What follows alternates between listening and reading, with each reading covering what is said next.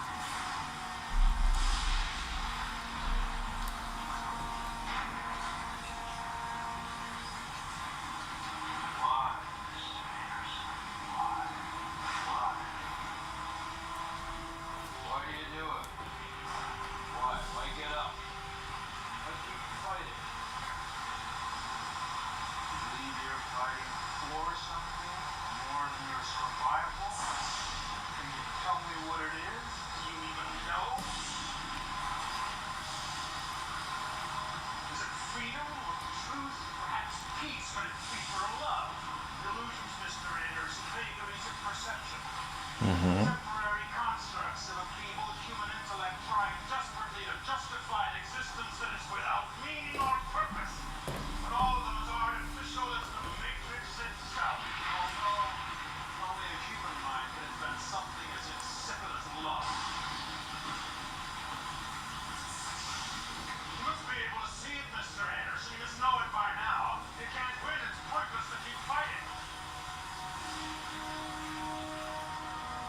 Why, Mr. Anderson? Why? Why do you persist? Because I choose to. End of the clip. Right there. End of the clip. All right. So it's a beautiful scene, right? Because Neo's getting his ass beat. He's been getting his ass beat. What does Agent Smith actually represent in The Matrix? It represents the ego. Okay. It represents the fear of freedom, the need for control. All right. And so Agent Smith, even when you resist him, what happens? He started multiplying, right? So at the end, he's whooping his ass. All right. What do all the questions that he was asking Neo represent? He said, what are you doing it for? You must know that you can't win. Are you doing it for love, for freedom? Right? Why are you doing this shit? Why do you continue to persist, right? This is your ego. When you're thinking about things, you're trying to make a choice on what you want. I want to manifest this specific person. And then what story do you start telling? Okay? You start saying, oh, well, is it for the greater good of humanity or else I won't get it? You say, oh, what if I really shouldn't want them because God is blocking it because it's not for my greatest good? Right? The ego always will try to ask these questions, figure out this purpose, reason through things. But the answer of Neo represents the awakened self. The answer of Neo is perfect because I choose, because I choose to. Because I choose to. And what does that statement affirm? That's the only thing that matters. My choice is the reason. The reason is you. The reason is you make the choice. Therefore it is. So it always comes down to choice, all right? So we're going to talk about this saying and what this actually means, all right? So let's get into it. You keep asking yourself if the choice you've made is the right one. As though destiny or a fragile path that could be lost with a single step. But choice itself is the miracle. The ego will demand reasons. Is it for love? Is it for freedom? Is it righteousness? It will disguise hesitation as discernment, right? This is all your hesitation is, or this is all your lack of choice is. It's just hesitation. But you will try to logic yourself into believing, oh, the hesitation is discernment. Maybe it's not for my highest good. Maybe it's not for the world's highest good, whatever the hell that means. Okay? Trying to postpone your authority. Yet righteousness is not the endless debate over what is good.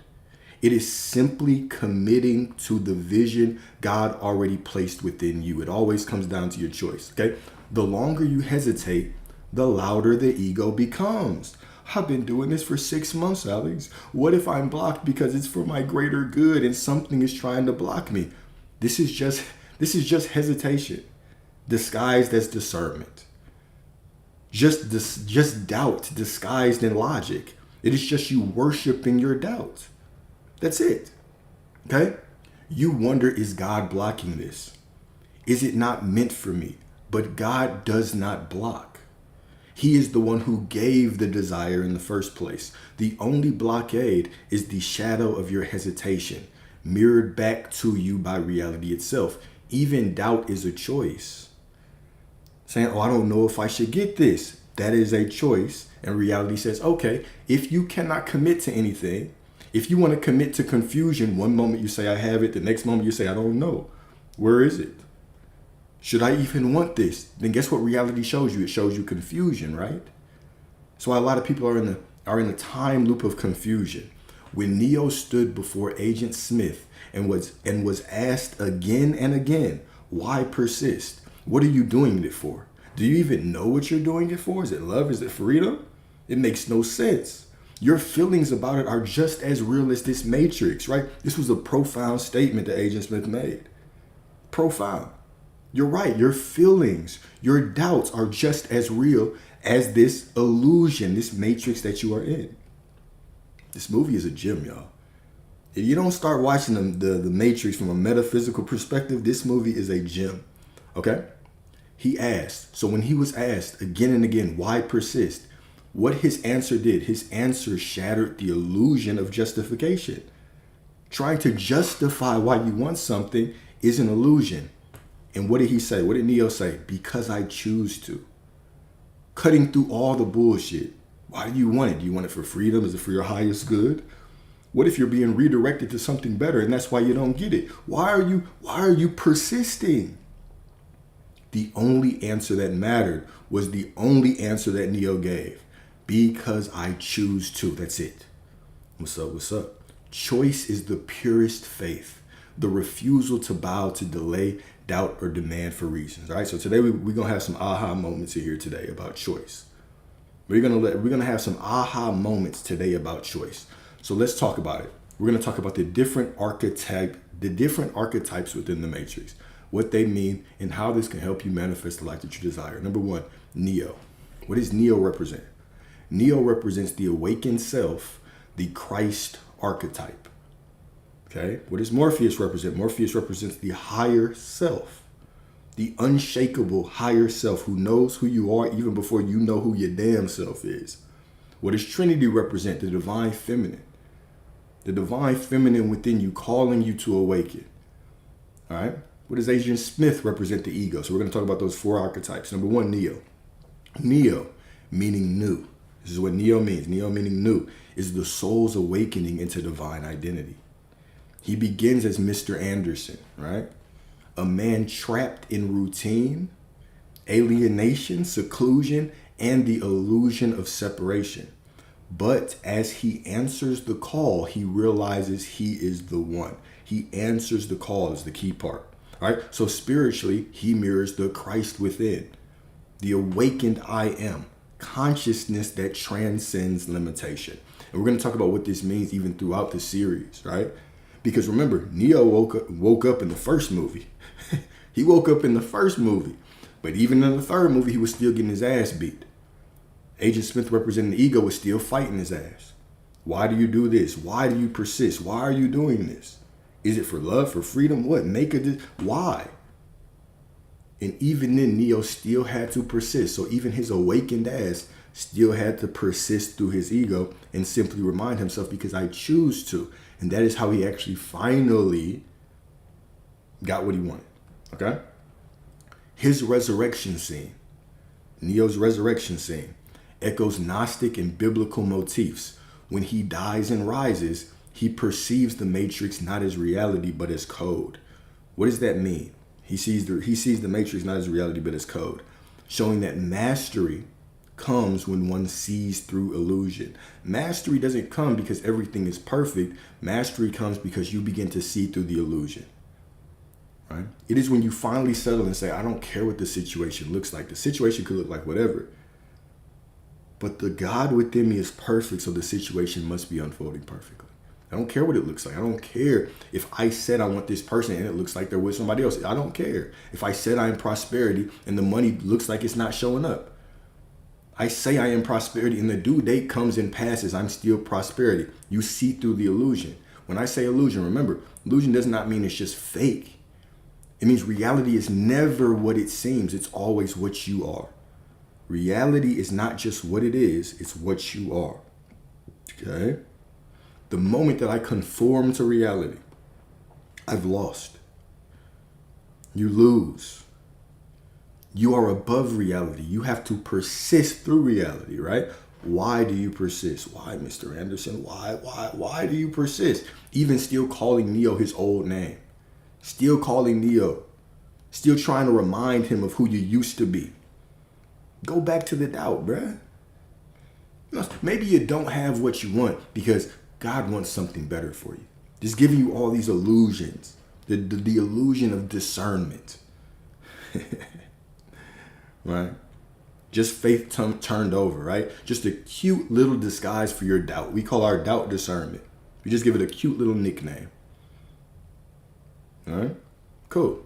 In mystical language, Neo is the true self, breaking free from Maya. Maya representing the illusion. Okay? So that's his Neo. We're gonna get further into it. Number 2 is Morpheus. Morpheus represents the higher self, your spirit guide. Okay, here it is. Morpheus is not just the mentor, but the higher self personified. Right? In Matrix, this is the personification of a higher self. The same way that Scripture, who is the higher self in Scripture? John the Baptist is the higher self in Scripture. Right? He's calling people to wake up. I will baptize you with water, but one will come after me. One will come after me who will what? Baptize you with fire. Or has more power than me. Right? Baptize you with the Holy Spirit. Right? So John the Baptist is the archetype for this higher self. Right? He's telling people, he's calling people. Remember, all of these are aspects of you. So when we're saying that he's saying it to the people, he's talking to you. This is your higher self talking to you, right? I can tell you the information, but one will come after me, your consciousness. You will come after me. This is when what did Morpheus say to Neo, right? I can only show you the way. You have to walk through the door. I can only show you the door. You have to walk through it. All right? So Morpheus is not just the mentor, but the higher self personified. The part of us that whispers you are more than this. His unwavering faith mirrors the soul's eternal confidence in our divine potential. Okay? Like John the Baptist preparing the way for Christ, he doesn't make Neo the one. Hear that. Even when we talk about, Cypher is definitely, that's what Cypher is, right? He does not make Neo the one. Remember, he baptizes, right? John the Baptist baptizes Jesus. He doesn't make the Christ, right? He simply shows you the way. He simply gives you the tools. The baptism is just the initial opening of the door. You still have to walk through that shit. Huh? He simply reminds him. Morpheus is not the maker of Neo's destiny. He is the herald of it. All right? He is the herald of it. What does the herald mean? He just comes before. He announces the arrival. Right? Your higher self announces your arrival. Somebody points you to the door, but you have to walk through it. Just as John the Baptist cried out in the wilderness, preparing the people to recognize the Messiah, Morpheus prepares Neo to recognize himself. He does not create the one, nor does he have the power to ordain him. His role is faith, to hold the vision unwaveringly when Neo himself is clouded in doubt. This is the higher part of you. This is the part of you that says the situation might not look ideal, but the God within me is perfect, so I am perfect. This is the part of you that says even my feelings, even my imperfect feelings are perfect because they're part of the perfect whole. This is the unwavering part of you that reminds yourself it's already done. It's already done. Even when the ego is screaming and crying and kicking around. Do you hear this? Okay. John baptized with water, pointing toward the one who would baptize with fire. Likewise, what does this mean? He baptized with water, pointing to the one who would baptize with fire. Likewise, Morpheus offers Neo the red pill. But the true baptism, the awakening into divine sight, comes from Neo's own surrender and embodiment. Do you remember in that, there was a scene in The Matrix, right, when he goes to see the Oracle, which just represents that inner wisdom, right?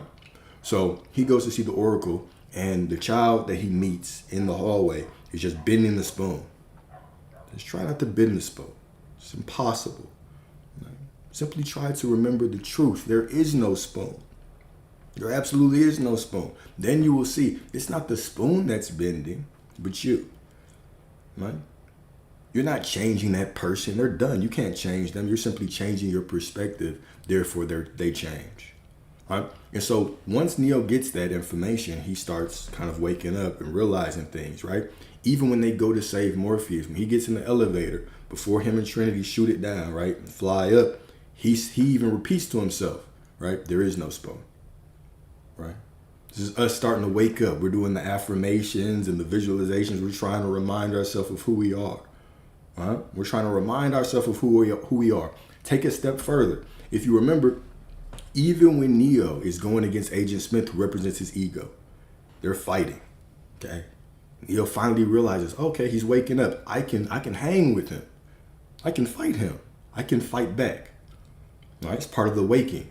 But when does Neo really wake up? When does he really stop trying? When does he stop trying and just know? Because remember, even when they're in the fight scene, when Morpheus, the higher self, is talking to Neo, he's telling him, right, you're faster than this. Don't try to hit me. Right? Don't try, no. Right? Don't try, don't think you are, know you are. You're faster than this. Don't think you are, know you are. Remember, so Neo, he's taking that message. He's going further. Then when he actually gets to the end, when he's fighting the agents, there's a part where he snaps, when he starts seeing reality, not as what it is, but just as code. He sees through it. He sees that, oh no, it's not what it seems. This is just an illusion. And instead of fighting against his ego, trying to affirm through his ego, what does he do? When the bullets are flying to him, he just says no. He stops running. He stops fighting. He stops trying. And he just knows that these bullets have no power over him because they're the illusion. What do the bullets represent? The external circumstances. This shit is powerful, bro. I love this movie. As y'all know, The Matrix is my favorite movie by far. Okay? Here we go. So this distinction is crucial. When we talk about the baptism wasn't that Morpheus offers Neo the red pill. The true baptism was what? It was the awakening into divine sight. It was the surrendering. Right? So this distinction is crucial. The higher self, like Morpheus, does not impose identity upon us. It merely calls us back to it. Boom. The reminder is the miracle. John's declaration, "Behold, the Lamb of God," was less about introducing Jesus to the world and more about awakening the world to what had always been true. So we get on this path, right? And that higher self, we start to remember stuff. Oh, I am this person. Oh, I have to work for this thing, right? We even say things like that. There's a lot of work to manifest, right? We start trying to affirm through it like Neo, getting on the ladder or getting on the elevator and saying, okay, there is no spoon. Trying to remind himself. But the true awakening is what? It is the surrendering into the realization that I've always been that person. There's no work to do, I'm already made in the perfect image of the Creator. There's no work to do. There's no striving to do. Just my working and striving and trying to fight against the ego, trying to fight against Agent Smith is the what? It's the indication that what? That I'm not what I say I am. Of course, trying is going to be difficult. Of course, trying to manifest is going to be difficult because trying implies that I'm not it. But when I surrender into the knowing that I've always been it, now it's just who I am. Manifestation is as easy as breathing, okay? It's as natural as breathing, all right? So Morpheus is the inner voice of destiny, the guide who never loses faith, even when the conscious self doubts. Boom, all right? So Morpheus does the same, all right? Just like John the Baptist declared, "Behold the Lamb of God," Morpheus does the same. He holds up the mirror and says, "You are the one." He's unwavering in the fact, in the knowing, Neo, you are the one. In both stories, the guide is not the source of power. Morpheus, John the Baptist, is not the source of power, but the midwife of recognition, ensuring that destiny meets readiness and potential awakens into realization. Beautiful. Absolutely beautiful. Okay, number 3. Trinity. What does Trinity represent? Trinity represents the sacred feminine, the heart space, the sacred feminine, right? Trinity is the sacred feminine principle. She represents what? Intuition, love, and embodiment of truth. Embodiment of truth. If you remember, she's actually the one that called Neo forward into finally sitting down and realizing he was the one. Before he even showed that he was the one. I said, you can't be dead because I was told that I would fall in love with the one. What does this represent? This is the embodiment, or this is the externalization of the divine feminine principle within all of us. This is that Eve consciousness, right? If you look at the story of Adam and Eve literally, right, you think Eve just ran off and didn't obey Adam, and she wouldn't eat of an apple because she was talked to by a serpent. Then she brought it back to Adam, and they got kicked out of a garden, and sadly ever after they lived, right? But if you think about it, remember we broke down this story from about 8 or 9 different ways. One of the perspectives is the rising in consciousness. It is the conscious mind represented by Adam, the subconscious mind represented by Eve. The conscious mind wants to chase enlightenment, read and work and mushroom trip and all these things into enlightenment. But it's that surrendering, that knowing that I'm already it, which really brings you forth into enlightenment. So the conscious mind can try, but the subconscious or the subconscious mind goes out and reminds you, puts you into the knowing that you've already been everything that you desire to be. That sacred feminine principle, the surrendering into the knowing that I am already it. All right? So just as Sophia, right? Or what's the other? Sophia. Yeah, Sophia. Okay, let's talk about Sophia. So just as Sophia in Gnostic tradition calls souls back to remembrance, Trinity calls Neo into remembrance of who he is. The same way that Eve called Adam back to the remembrance of who he was, if you look at it from that perspective, right? So her kiss resurrects him, a symbol that the heart, not logic alone. I get excited. I start talking fast as hell. All right?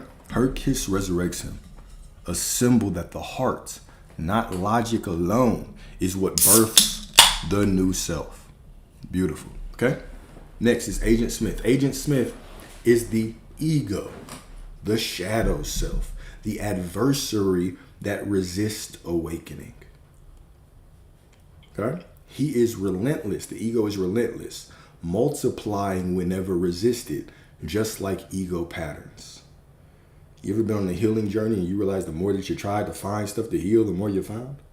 The more I focus on healing, the more shit I find to heal. Right? The illusion, okay? His hatred for freedom reflects the ego's need to control, categorize, and cling to certainty. So we just played that scene from the final battle where he was asking Neo all those questions, right? Why, Mr. Anderson? You must know you can't win right now. What are you doing it for? Do you even know what you're doing this for?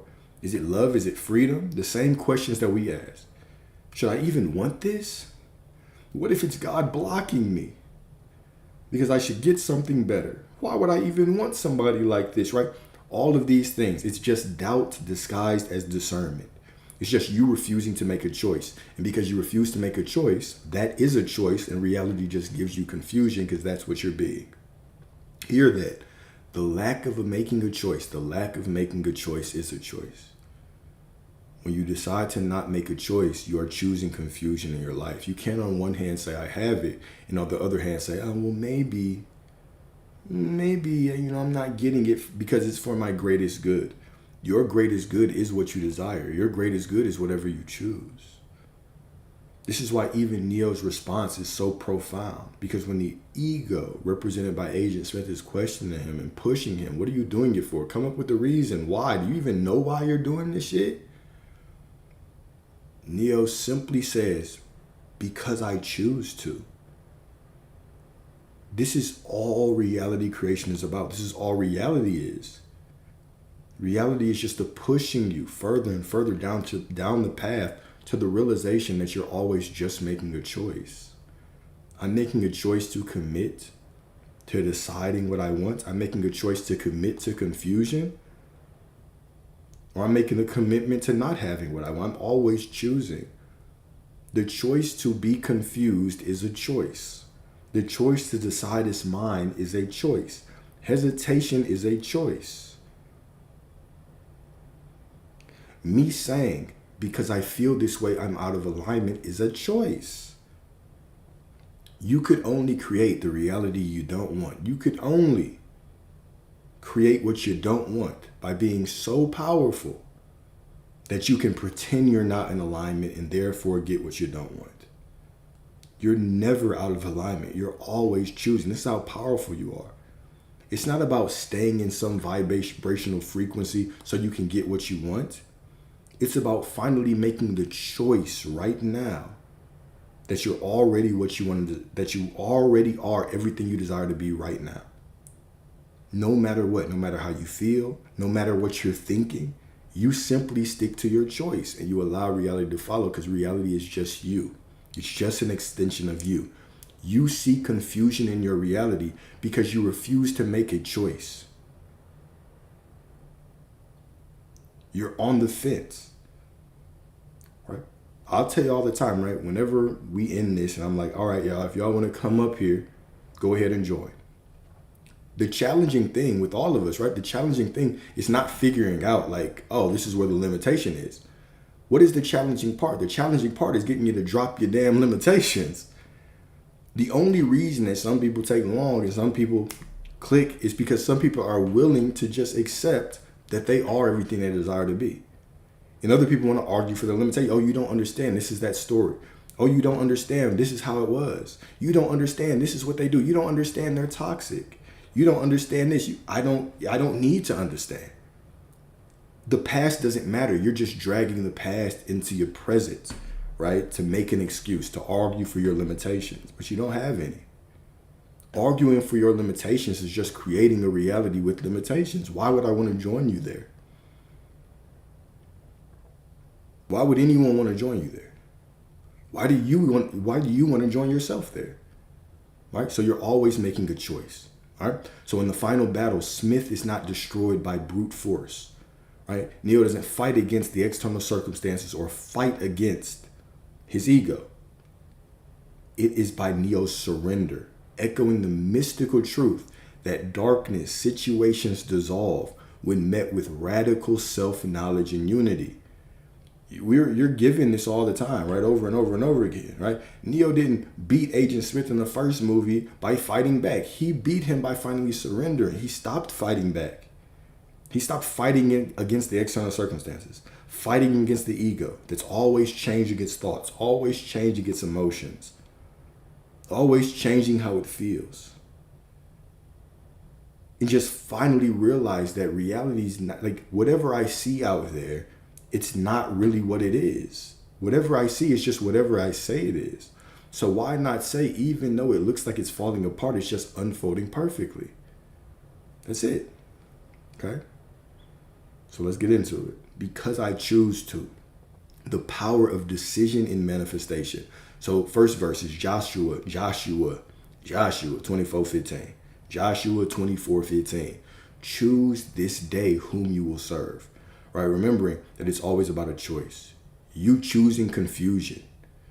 You choosing and saying, I don't know if I'm doing this right. That's a choice. Reality says yes. You deciding that it's mine no matter what. That's a choice. Reality says yes. You saying, oh yeah, I have it, but I don't know if maybe I should want something better because maybe God wants something better for me. That's a choice for confusion as well. You are just hiding your doubts behind the mask of discernment. That's it. You're always choosing something. You're choosing clarity. You're choosing confusion. You're choosing to go the opposite direction of what you want. You make a choice. It's always about the choice. Okay? Matthew 5:37. Let your yes be yes and your no be no. Basically, what this verse is trying to say in a very profound way. Let your yes be yes and your no be no. It just means choose a fucking side, y'all. Choose. Make a choice. Say yes or no. Like, it makes no sense to be like, oh yeah, I want this. Okay, cool. You have it. And then say, oh, well, yeah, okay, but let's talk about my past a little bit more.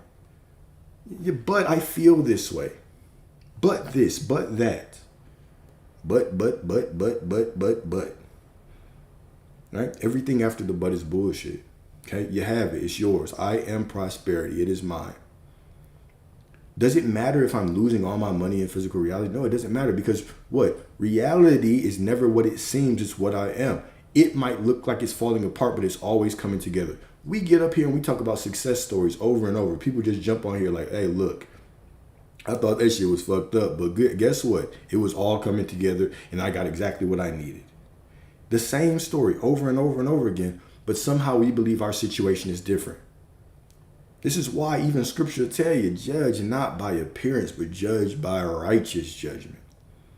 It's never what it seems. You can't judge correctly, so why are you judging it at all? Why are you struggling to change a reality that's always changing?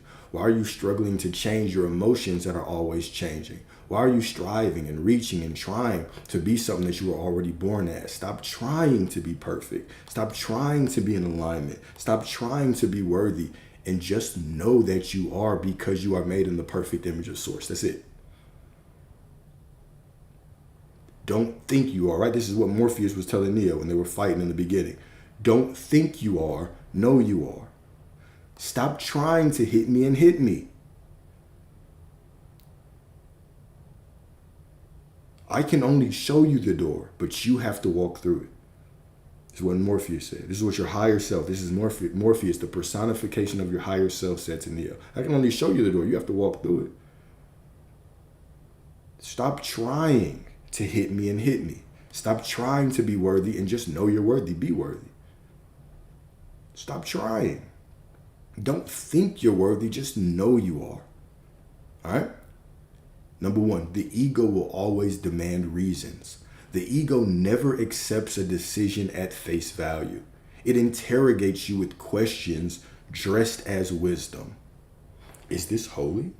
Is it righteous? Is it logical? Is it safe? Should I even want this? I know what y'all be saying, right?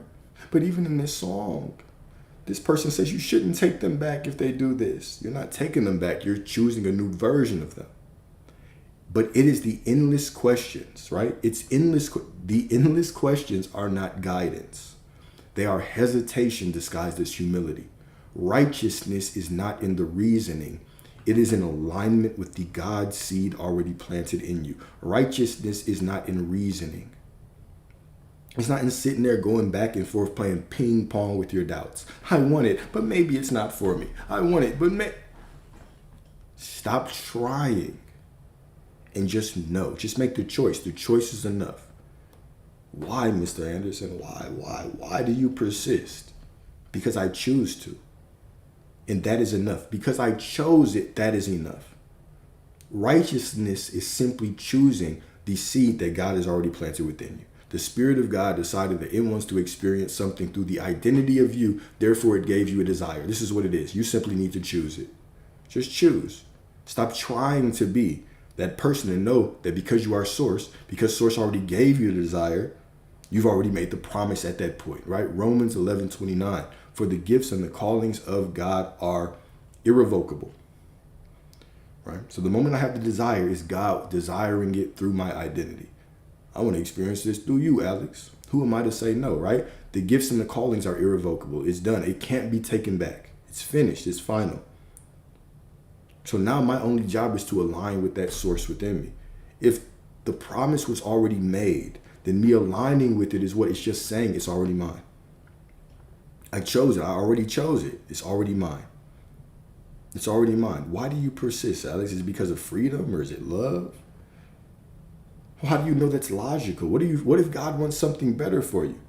How can you tell me that? God didn't tell you shit about me. God already gave me the desire. I choose to. That's the only reason. Everything else is simply bullshit. I choose to. You receive what you want, what you desire, because you choose it. That's it. That is the reason, and that is enough. You choosing, you deciding, that is enough. That is the explanation. Why should you desire it? Because I should, because I can. Why is anyone worthy of anything? Everyone is simply worthy of what they want by right of consciousness. That's it. Okay? Number 2, hesitation is still a choice. Hesitation is a choice. To delay is to choose confusion. To stall is to choose doubt. Reality is a mirror, and when you hesitate, it reflects uncertainty back to you. The choice is never absent. You're always choosing. The only question is, are you choosing faith or fear dressed as caution? Fear dressed as discernment. You put a pretty, like you can't put lipstick on a pig, man. That shit don't make it pretty. It's still a fucking pig. You cannot dress your doubt up as discernment and think you're still going to get what you want. This is why even scripture says what God will not be mocked. You get what you choose. Choosing confusion. Yeah, I have it, but I don't know if it's a righteous desire. Should I even want it? You're just choosing confusion, all right? James 1:8. Let's talk about this, all right? A double-minded man is unstable in all his ways. What does all his ways mean? Because reality is you as well, right? When you're double-minded, all you get is confusion in your reality. Why are they hot and cold? Because you hot and cold. You won't make a choice. Why do you get nickeled and dimed of your desires? Because you haven't made a choice. It's always you. It's always the choice, okay? So a double-minded man is unstable in all his ways.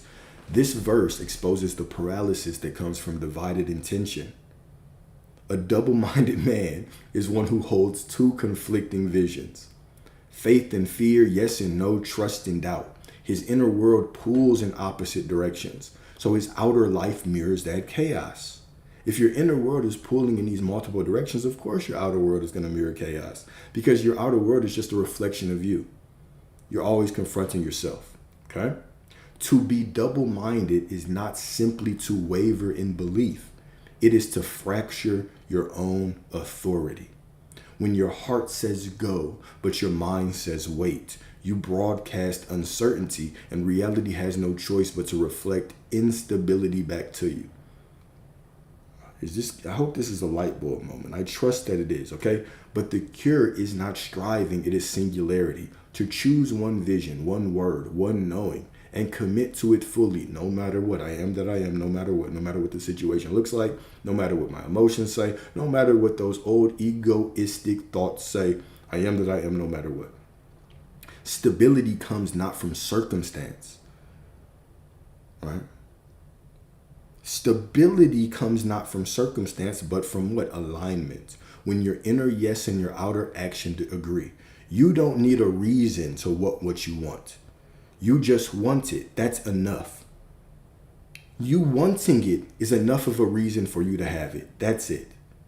The more that you try to dress up your doubt in a pretty ass dress, but I don't know, Alex, it just might not be righteous. Well, I don't know. Something better might be out there. Well, if you find something better, then choose that. But right now, this is what you want, so choose it. That's it. Okay? Boom. All right. When your inner yes and your outer action agree, creation responds with clarity. Faith is not about endless reasoning. It is about choosing once and standing firm. The world mirrors not your confusion, but your conviction. All right. The world mirrors. Let me change this. My bad.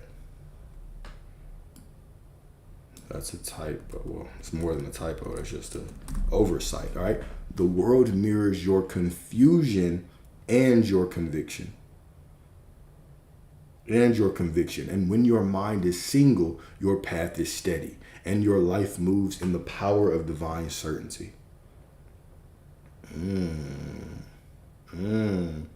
Is it hard to know what you really want? Isn't that just a story or assumption you're making right now? Think about what you're saying. Think about what you're saying. It's difficult to know what you really want. Is it? I know that I want to have a good day today. I know that I want good health. I know that I want prosperity. Well, maybe if you're trying to be too specific, maybe so. But you know what you want right now. You know you want to wake up tomorrow, right? You know when you see somebody attractive that you want them. You know you want all the bills paid. You know you want to eat a good meal. You know you want to have an enjoyable life. You know those things. If you're struggling with clarity, well then don't try to be clear. Don't try to have clarity. You want what you want, and that's enough. Enjoy the ride until you get another moment where you have a larger desire, and then want that, and then choose that. But understand that the unfolding of your life is just leading you to more and more choices. That's it. Right? Don't overcomplicate this. You're just source experiencing yourself. You don't have to search for something to choose from. Just choose when you have the opportunity and allow it to flow to you. All right? So number 3, God does not block desire. Okay? God does not block desire. We invent stories that God is blocking us, testing us, withholding until we prove worthy. But that's just a story. That's just a make-believe story, and reality says yes. This is not faith. It is superstition. Scripture says, delight yourself in the Lord, and guess what? He will give you the desires of your heart. Psalm 37:4. Remember, this is Old Testament. So when we hear the word Lord, we're not talking about a man in the sky. Santa Claus granting you wishes up there, right? The Lord means law, the law. And so if I delight myself in the law, that simply means I delight myself in my ability to choose, because life and death is in the power of the tongue, and those that love it will eat its fruit. Right? So if I delight myself in the law or the Lord, that means I enjoy choosing, and I choose with conviction, and I know that my choice is final, and I don't try to be anything. I just know that I am everything. I know that I am source. This is you're just down here choosing stuff, y'all. You're always choosing. You're choosing clarity. You're choosing confusion. You're choosing to serve faith. You're choosing to serve doubt. You're choosing always. Not making a choice is making a choice. Not making a choice is making a choice. Okay? Desire is not cruelty from God. It is guidance from God. The blockage is never heaven. It is hesitation. I can feel the light bulbs popping on right now, okay? Number 4, choice is creative power. This is what manifestation is. Manifestation is just choosing. I am. There's only one law in this universe. I am. Everything is source. Everything is God. Everything after I am. Everything I say after I am is just me invoking the name of God and creating in my reality. Right? I can say, I am someone who is confused. I am someone who I think I want it, but I just don't know if I should even want this. Alex, you're just arguing for limitations. Arguing for limitations. Right? Just pretending to be confused on what you want. And because you are pretending to be confused, reality says, okay, if you want to be someone who's confused, let's give you confusion. And then you wonder why people come into your life and ghost you. Because you don't make a choice. You wonder why money flows a little bit, but it doesn't stay. You wonder why sometimes you have more than enough, sometimes you don't. You wonder why your life is hot and cold, but you sit around debating your choices all day. Trying to disguise your doubt as discernment. Trying to use that good logic to talk yourself out of what you want when the desire is enough. Why do you want it? Because I choose it. That's it. That is the reason. Okay? It's nothing deeper than that. You receive it because you choose it, not because it's good for you, not because it's good for the world, just because you choose it. You receive what you want because you choose it. Okay? So when Neo says, because I choose to, he embodies the I am. He does not justify, right? That scene we were watching with Agent Smith. Agent Smith is asking him, why? Why? Just tell me why. Why do you persist? Is it for love? You must know that it's hopeless. You can't win. That's what the ego is saying. Look around you. Why are you choosing this? Life is beating your ass. Look at all this shit around you. Why do you even want it? Should you even want it? What if something's better? And Neo cuts through that bullshit because I choose to. The divine power of making a choice. He does not explain, he declares. Job 22:28, right? Thou shalt decree a thing and it shall be added unto thee.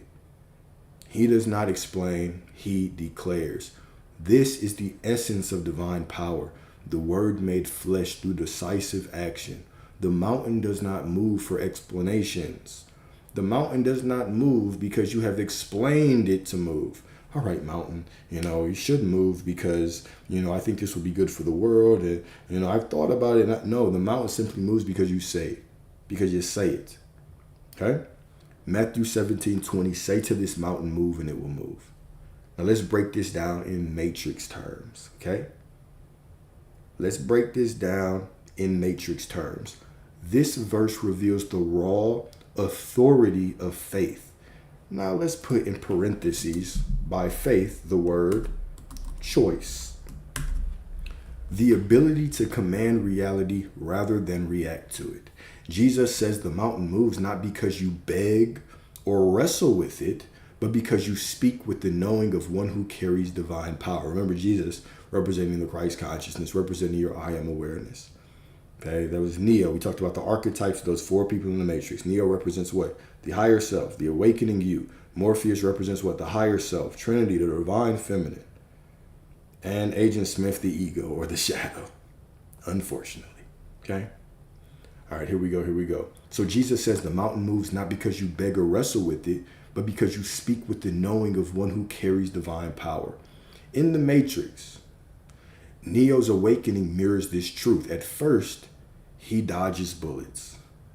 Okay? Hear this part. At first, he dodges bullets, trying to survive reality, just trying to get through it by effort, fear, and reaction. What if the situation looks like this? What should I do? Trying to get through it by effort, fear, and reaction. Right? This is the progression of Neo. He was fighting the agents, right? But finally he learned how to bend the spoon, realizing that, the spoon doesn't bend, it's me. Then when he starts to awaken, he gets into the elevator and he says what? There is no spoon. Just reminding himself, affirming, okay, I am source. I am the one. I am the one. It is me who bends. I have control. Finally, he gets to the agents. He stops running, but he starts fighting. Okay? He no longer has to run from reality, but he's fighting it. Trying to react to reality. Still perceiving reality as this thing that he has to fight against. Still perceiving his ego as something he has to fight against. But finally, when he really wakes up and surrenders, he stops fighting. The bullets are coming to him. He's no longer trying to react and run and stress and fight. He simply decides, he declares, thou shalt decree a thing and it shall be. Job 22:28. And he says no. Okay? When he finally remembers who he is, he doesn't run, he doesn't flinch. He simply raises his hand and says no. And the bullets fall harmlessly because authority does not negotiate with illusion. Why would I sit and negotiate with reality? It's just an illusion. It's not what it seems. It's whatever I say it is. So why would I sit around and argue with the illusion? Would you ever sit in front of your mirror and yell at the reflection to go change clothes? You wouldn't. What would happen if you were arguing with the mirror to change clothes? Somebody would look at the mirror and they would see the confusion that you are. The mirror would simply show you the confusion that you are. This is the same when you're trying to negotiate with terrorists, which is your reality, and you're trying to argue with it and fight against it and suppress it and run from it. The mirror just reflects the confusion that you are. You don't know your source. You don't know who you are. Let's give you some confusion.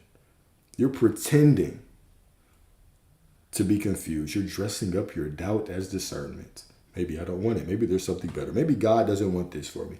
God wants whatever you choose for you. If you choose confusion, that's what reality will give you. Okay? So this moment shows us what happens when you stop running from your fears and instead stand in the certainty of your identity. Faith does not scramble for strategies. Faith doesn't scramble for strategies. New technique. It's a new full moon. It's a new full moon portal, y'all. New technique, right? Affirm your SP in 3 days with this manifestation technique. Do this in reality and it must conform, okay? Faith does not scramble for strategies. It speaks and reality obeys. Neo's no is the same as saying to the mountain move. It is the refusal to let appearances dictate truth. When you awaken to the I am within, obstacles lose their power, okay? Beautiful. The mountain is not moved by effort. It is moved by authority. and the moment you stop dodging and start declaring, creation bends to the word already alive in you. Absolutely beautiful. Okay? Absolutely beautiful. Nothing is conforming, right? Really, yeah. Reality is reflecting. If you want to look at it like that, perfect. Perfect, right? Reality is just reflecting you. It's reflecting your confusion. It's reflecting your clarity. It's reflecting how you show up for yourself. If you don't show up for yourself, you're constantly doing the affirmations and the visualizations to get somebody else, but you're neglecting yourself, thinking, oh, I can't even engage with my own sadness because I have to stay happy to get them. You're denying yourself. Like, that's your child. Like, it's your inner child needing you to show up for it. So if I'm not showing up for myself, guess what? The world says, we're just going to reflect who you are. Right? If you don't show up for yourself, how are we going to show up for you? Reality is just you. It's just an extension of you, as within, so without. It's not profound enough. Reality just is you. Okay? The moment you stop dodging and start declaring, creation bends to the word already alive in you. Number 5, reality obeys commitment. Reality obeys commitment. Creation bends not to hesitation, but to certainty. A wavering heart produces wavering results. But when you choose without back doors, reality is forced into alignment. Decision is the magnet of destiny. The moment you choose, the mirror clears. Proverbs 16:3. Commit to the Lord whatever you do, and he will establish your plans. Boy, I love this first fucking word. Commit. Commit to the Lord. Not half-assed, right? Not explain to the Lord whatever you do. Right? Not beg to the Lord whatever you do, but commit, commit, commit, commit, commit, commit, commit, right? It goes directly to what we are talking about. Commit. You're always choosing. You're always choosing clarity. You're choosing confusion. You're always choosing. Saying, oh, because my emotions feel this way, I'm out of alignment. You just chose to be out of alignment. You could never be out of alignment. You are alignment. You're the highest vibration there is. You're the identity of God. You're the identity of God. So a couple reflection questions. Number 1, where am I still asking?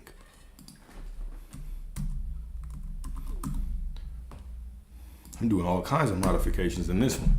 Where am I still asking or waiting for permission to choose? Let me give you an example. You might want a specific person, right? But you're sitting around and you're thinking, but what if something better's out there? Is it even right for me to choose this person? And they've treated me in such a way. Should I even be choosing them? That confusion is a choice for you to continue to see confusion in your reality, right? That's a choice. Where am I still asking, waiting for permission to choose? Asking for permission, waiting for permission is a choice. Do you hear me? Asking, waiting for permission is a choice. Reality creation is just about choosing with your divine ass. Okay? Number 2, what hesitation am I mistaking for wisdom? What hesitation are you mistaking for wisdom?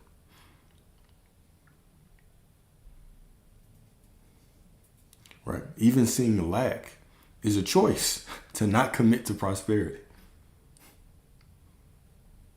You are so in alignment because there's no lack. Like, source is everything, right? All that there is all that there is, and all that there is prosperity. Even you saying or seeing lack, you're so in alignment with source that you can pretend that you are lack, and lack will show up. This is how in alignment you couldn't even create lack if you weren't in perfect alignment to create the illusion of lack, because lack doesn't exist. Choose, commit. Choose, commit. That's where the magic is. The magic is in your choice and your commitments. You are absolutely powerful. You're beyond powerful. You're all powerful. Right? The spirit of source chose you to manifest within the entire spirit of source. Source is just spirit. You are the identity of the divine. Choose. Right? In the beginning was the Word, and the Word was God. The Word was with God, right? In the beginning, okay, what was the first decree of this spirit? Let there be light. Right? It wasn't let there be light because, I think it would be good for it to be bright, and I don't know, but maybe it's not a righteous decision, and maybe the darkness is actually, it was just let there be light. Just make the decision. Just choose. Right? Job 22:28, thou shalt decree a thing and it shall be. When you look at that word decree, it's almost as if scripture is just telling you all these same things in different ways. Matter of fact, let's look it up. What does the word decree mean, y'all? Job 22:28. Okay? Thou shalt decree a thing and it shall be. All right? What is decree? An official order issued by a legal authority. Sounds like choosing to me. Sounds like commitment to me. A legal authority is going to speak to you a certain way, right? They're not going to negotiate with your ass. They're not negotiating with your little funky ass, right? They're telling you straight up, do this. Do this shit. This is how you're supposed to speak to reality. This is how you're supposed to choose. Okay? That goes back to this. Proverbs 16:3. Commit to the Lord whatever you do, and he will establish your plans. Next question. Do I believe God blocks desires, or that I block them with doubt? Trick question. Do I believe that God blocks desires? Do you believe that God blocks your desires? Do you treat God like Santa Claus? Do you treat God like Santa Claus? He's got a naughty and nice list up there judging. That's his job, is just to sit there and judge. Or do you block them with doubt?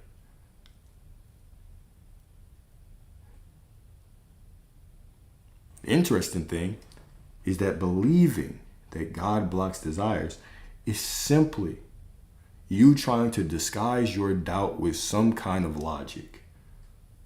That's it. Just an excuse. For people that can't commit to what they want, right? That all that decision making, all that trying to dress, all that trying to use logic. Okay, now let me say something that's triggering. Let me say something that might be a little triggering. Maybe it'll help pull somebody out of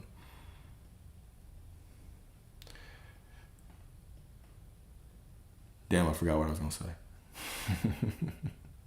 All of that deciding, all of that trying to logic your way through it is just bullshit, y'all. I remember what I was going to say. All right? You trying to use logic to get out of your manifestation, to disguise your doubt, all right?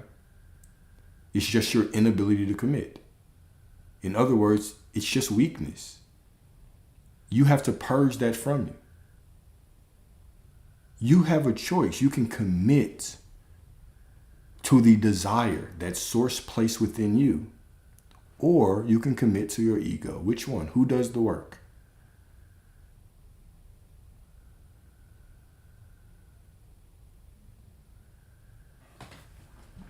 Doubt, right? Trying to be something.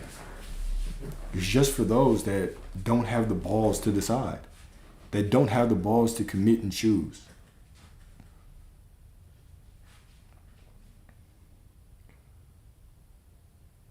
Right? This is exactly what we say, right? We say God will not be mocked, right? You can't sit here and say, I am prosperity, and then say, oh, well, what if God wants something else for me? Well, what if, you know what I'm saying? What if, like, you can't sit around and be a double-minded man, right? And then wonder why you don't get what you want, wonder why it's hot and cold. You sitting around and arguing for your limitations, that is why reality keeps giving you them. That's why reality just looks like a mess to you, because you won't decide. Right? God is whatever you want it to be. God is just spirit. God is not a gender. God is not a gender. God is not a gender, not a race, nothing. God is just pure spirit. It's all that there is. Right? All of God is in that rock. All of God is in this drink. All of God is within you. All of God is within me. It's well beyond that. Right? God is you. You are the identity of the spirit of the divine. And God is indivisible, so where a part of God is, all of God is there. All of God is in you right now. All of God is in the version of you that existed 5 seconds ago. All of God is within me. All of God is within all of you. All of God is within everything and everyone all at once. God is everywhere and everything all at once. Okay? It's beyond the humans trying or attempt to describe it with some gender or race or ethnicity. Okay? Number 4, how would my reality shift if I chose without justification? If you finally got beyond trying to justify your choices. Right? This is the power of that scene we just watched. This is the power of that scene we just watched with Neo. All right? Agent Smith is pressing him. It doesn't matter. Right? It's the ego always trying to come up with excuses. Why are you choosing this? Why not something else? What if you can't do it? Just choose. The only reason why you get what you want is because you choose it. There's nothing else. There's no other reason. All right? And your inability to choose, you sitting and pretending, you sitting and staying and dwelling in the identity of confusion just creates confusion in your life. Okay? So now, before we got affirmations, got a letter. Okay, this letter is a letter from, think about it as a letter. I wrote it to myself, of course, but it's a letter from I am to you. It's a letter from I am to you. All right?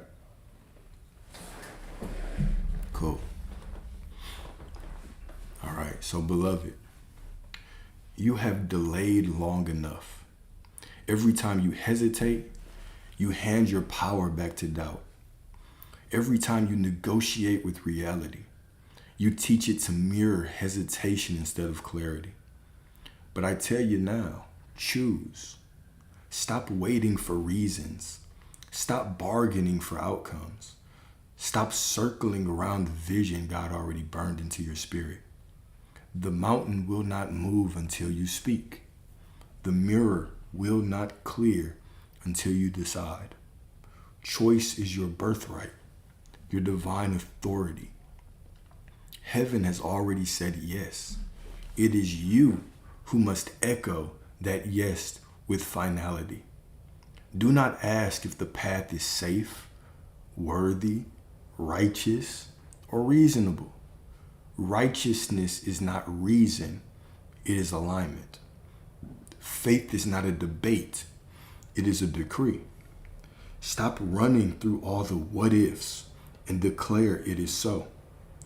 The moment you choose, reality is forced into obedience. This is the day hesitation dies.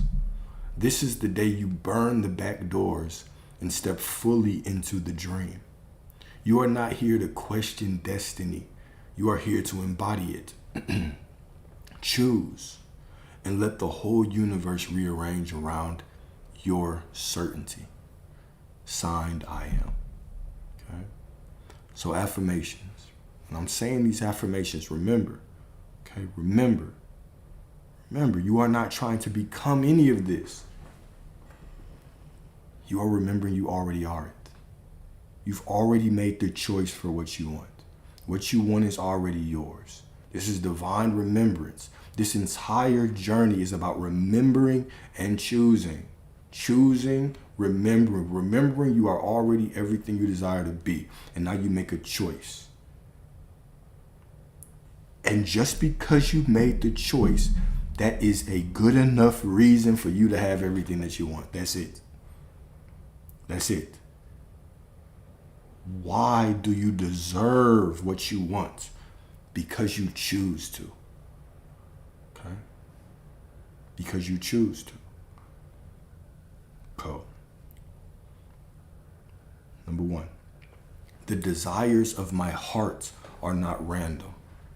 They are the whispers of God, and I honor them as holy guidance. I honor them as holy guidance. Okay?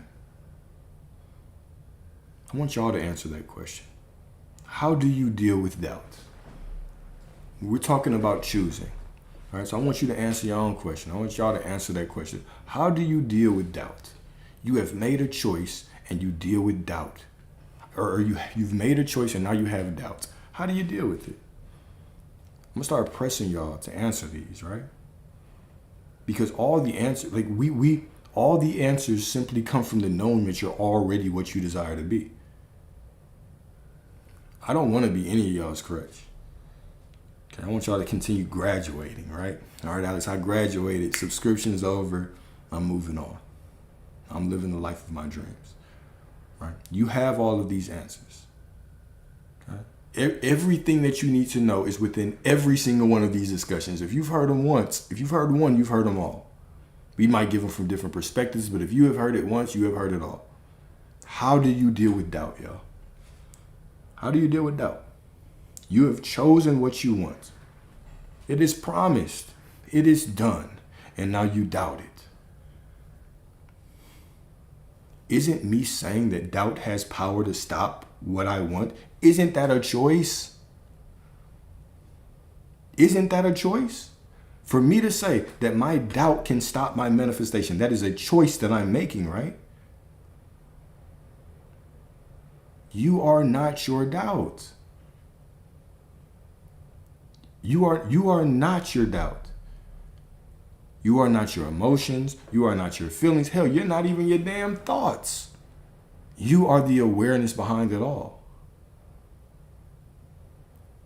You make the choice. That my doubts mean nothing because guess what? The promise is already irrevocable. Romans 11:29, for the gifts and the calling of God are irrevocable. You can't take that shit away. It's done. I already promised it. It was already promised. The doubt is after the fact anyway, right? Well, why do I do it with doubt and not choose? Choose how you deal with doubt. Choose. Choose what doubt means. Choose what happiness means. Choose what seeing no movement means. No movement means it's already done. So ain't no more movement left. It's showing up today. Choose.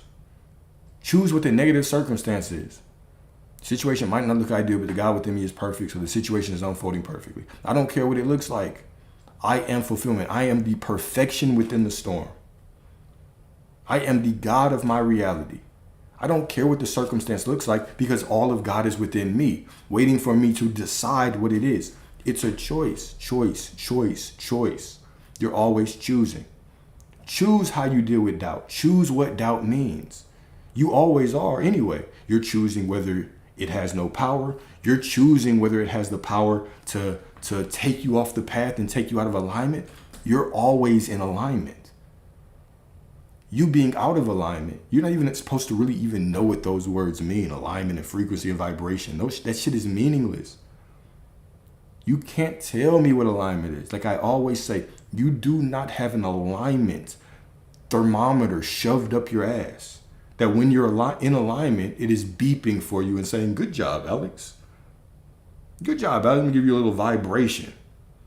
Bzz, bzz, just buzzing in your ass saying you are in alignment. You don't have that.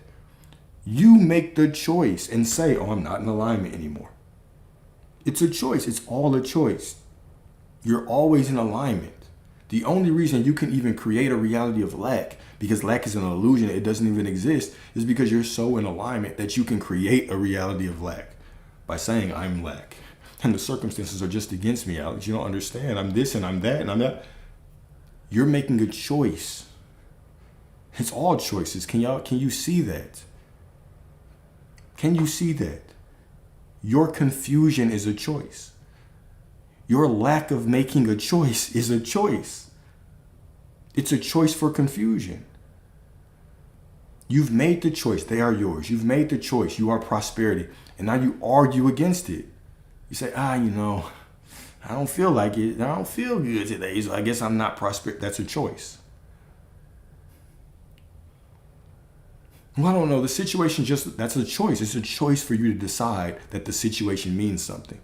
You are choosing all the time. This is why the most powerful thing that you can do is get consciousness, get aware in your reality. Walk through reality and be aware of the story that you're telling, right? And you're always going to be confronting yourself. So as you're confronting yourself, you can just tell different stories at each of these times. Nope, that's not me anymore. That's not me anymore. That's not me anymore. I choose, I choose, I choose. I committed. I've already made the choice. We talked about this yesterday, right?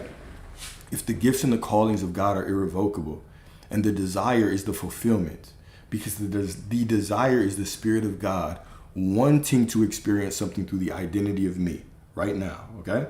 If that's what it is, then that means the moment I had the desire, Source already said what? It's yours. Source already said it's yours. So now I'm walking through life and I'm just remembering that I'm already aligned. I'm just realigning with that Source over and over. How do I realign with the Source, with Spirit that already says it was mine? How do I align with that? By reminding myself it's already done. It's already mine. It's a promise. That's how I align with it. This is a journey not of trying to be something, but remembering.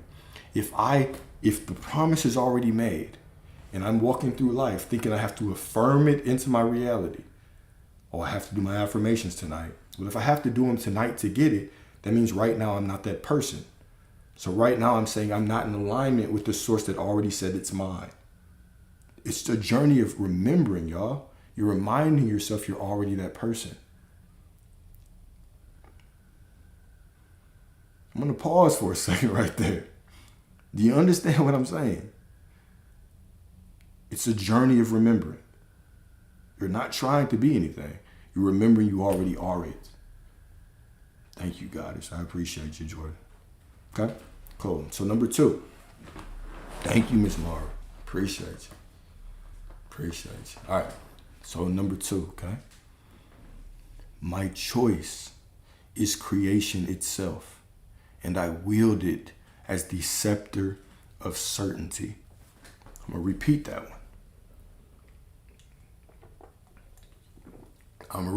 one. Okay? Let's get through these affirmations. My choice is creation itself, and I wield it as the scepter of certainty. What's up, Leslie? You would have loved this one. This whole lecture was on the Matrix. You would have loved this lecture. Okay? My choice is creation itself, and I wield it as the scepter of certainty. Number 3, hesitation is no longer in my tongue. My language is clarity. My song is conviction. We just hitting it over and over again, right? It's about choice. It's about choice. It's about choice. You're always choosing. You're always choosing. Next up, okay? God has never blocked me. He has only called me to align. And in my alignment, I receive without resistance. In my alignment, I receive without resistance. I appreciate that. I appreciate you. I appreciate that, God. All right? Next up.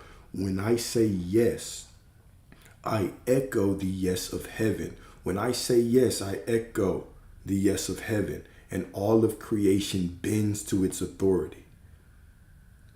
I am heaven. I'm not trying to manifest. I am manifestation. I'm not trying to change reality. I am reality. I know. I can feel the light bulbs. Okay, next up. Reality. I love this one. I love this one. Reality does not argue with me. It mirrors the fire of my commitment.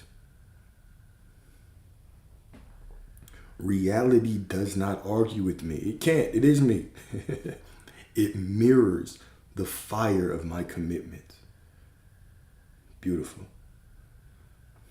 Beautiful. Next up. Last but certainly not least. Okay. I choose boldly, and the universe rearranges itself in immediate obedience. I choose boldly. Key word, right? Choose. I choose boldly, and the universe rearranges itself in immediate obedience. Okay? I am that I am, no matter what. I am God, no matter what. I am the God in my reality. There is no other God. There is no other power. You are the God in your reality. There is no other power. There is only all of God within you, waiting for your command. That's it. Waiting for your choice. And even confusion is a choice. Even hesitation is a choice. Hesitation, confusion is a choice to see confusion and chaos in your reality. You are everything that you desire to be right now. The only thing that's keeping you from seeing it is you refuse to believe it. Stop trying to be and just know. Stop trying to be worthy and just know your source. Stop trying to be in alignment and just know you are source, so you're always in alignment. Stop trying to be the vibrational match and just know that you are source, therefore you are always a vibrational match. You're always the highest vibration there is. What is higher than the vibration of God? What is higher than the vibration of all that there is? What the hell is a vibration? Have you ever measured it? Have you ever went to the doctor's office and said, hey, measure my vibration, doc? I said, okay, cool. Hey, you're the vibration of wealth. You're just making up stories, talking about I have to be in this vibration or that to get it. You just have to accept that it is already yours. Reality does not argue with me. It mirrors the fire of my commitment. Beautiful. All right? I am that I am no matter what. All right? So that's what I wanted to do today, man. We talked about the matrix. We talked about the four specific archetypes. There's more than four archetypes. We talked about the archetype of Neo, which is I am, which is you, awakening into higher consciousness. We talked about the identity of Morpheus, the archetype of Morpheus, who is the personification of your higher self. We talked about Trinity, the divine feminine, intuition, right? The one that calls you into your awakening, right? The personification of Eve, who called Adam into his enlightenment, that you are a God. You can choose, brother. We can go out and create our reality, okay? And then we talked about Agent Smith, who is the personification of the ego, of the shadow, right? Multiplies when it's resisted, is always defeated when you surrender to the knowing of who you are. Right? The ego is always trying to confront you. It hates freedom. Right? Agent Smith hated freedom, right? Cool. Cool. All right. Well, if y'all have questions, we can talk about them. If y'all want to join, I got plenty battery, so we got time.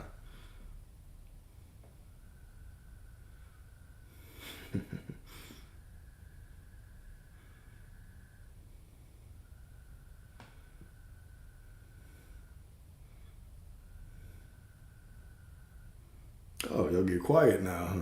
And so y'all can join. All of a sudden, y'all get quiet. Sometimes I wonder what y'all thinking. I don't want to go up there and tell my story. Don't worry, I'll be gentle, y'all. I'll be gentle with you, don't worry. We can have a staring contest.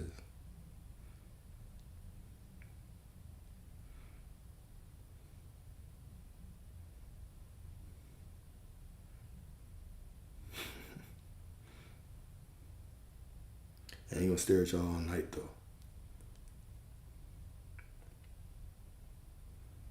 Said there is a path to heighten your vibration. What is that path? Isn't that just a story that you're making up right now? Exactly. Basically what you say it is, that's what it is. Point blank period. Saying that you're confused and you don't really know, that is a commitment, right? That's a commitment to receive confusion. It's always about choice. You're always making a choice. Even not making a choice is a choice, right? Reality is simply reflecting you. How do you stay in your desired reality? Who says that you're out of it? Who is the one saying that you're not in your desired reality right now? Right? Isn't that a choice? I'm gonna get on your ass today. How about that? Today is get on your ass day. Right? How do you stay in your desired reality? Who is the one making up the story that right now you're not in it?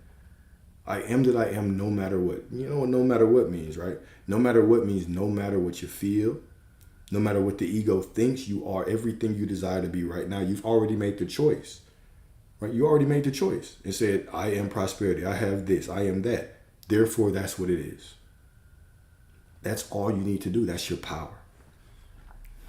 Okay? Probably a lot of us are invested in being in the truth. Hey, I appreciate y'all for being here.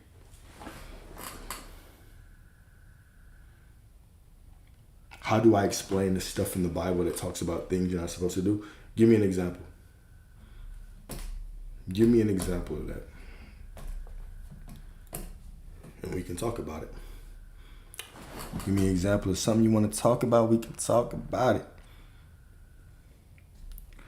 But what if you're miserable and unfulfilled in your current reality and want it to be different now? Right?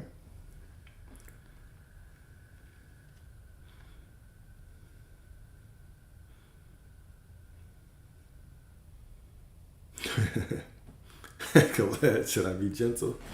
Nah, fuck that. I'm not being gentle.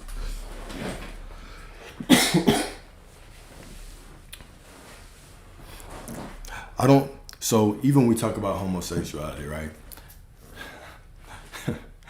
Well, scripture also says things about stoning your kids and all kinds of things, right? So we don't follow all of that. So it's always interesting because sometimes when people bring up stuff like that, right? I'm not saying that you're doing that, but when people bring up things like that, it's always like this picking and choosing, right? It also says, you know what I'm saying, if a woman doesn't have children by her husband, you know what I'm saying, if he dies, his brother should get her pregnant.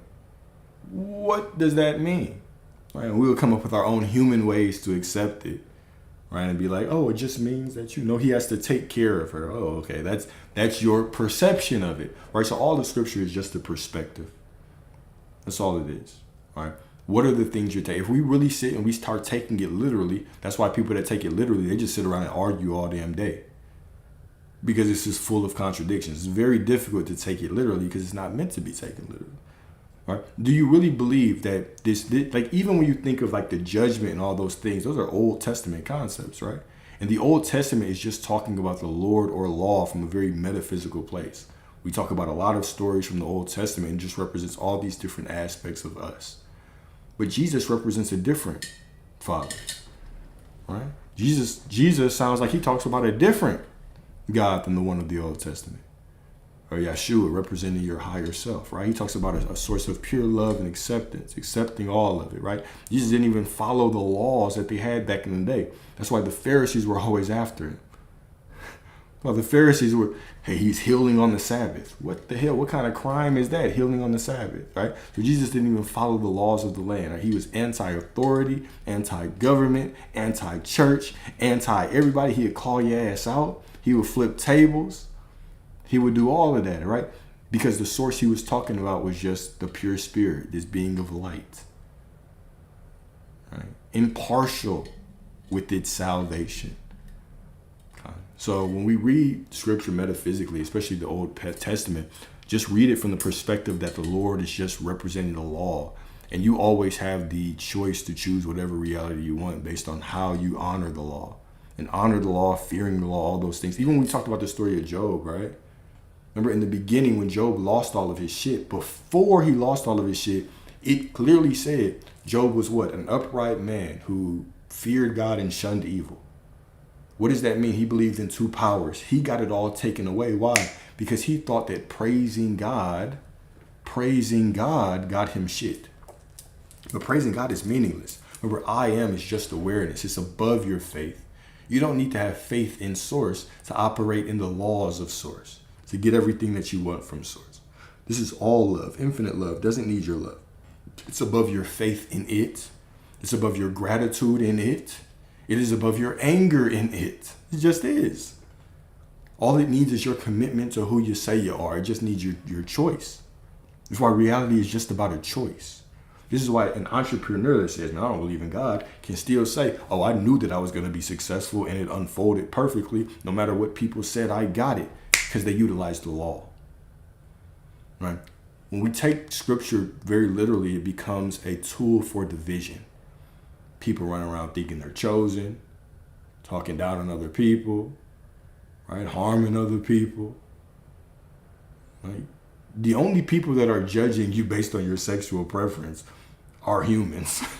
It's not Source. Source has no preference on your gender, your ethnicity, your sexual preference. That is a human thing.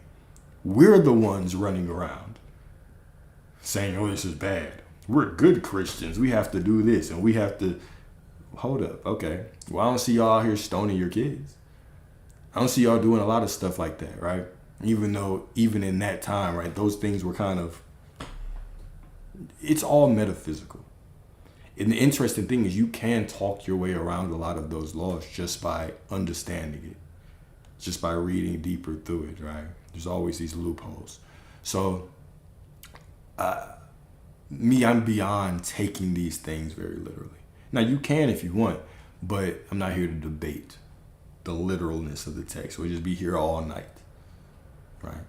We'll be here all night citing different verses. Unchanging spiritual laws that govern evolution.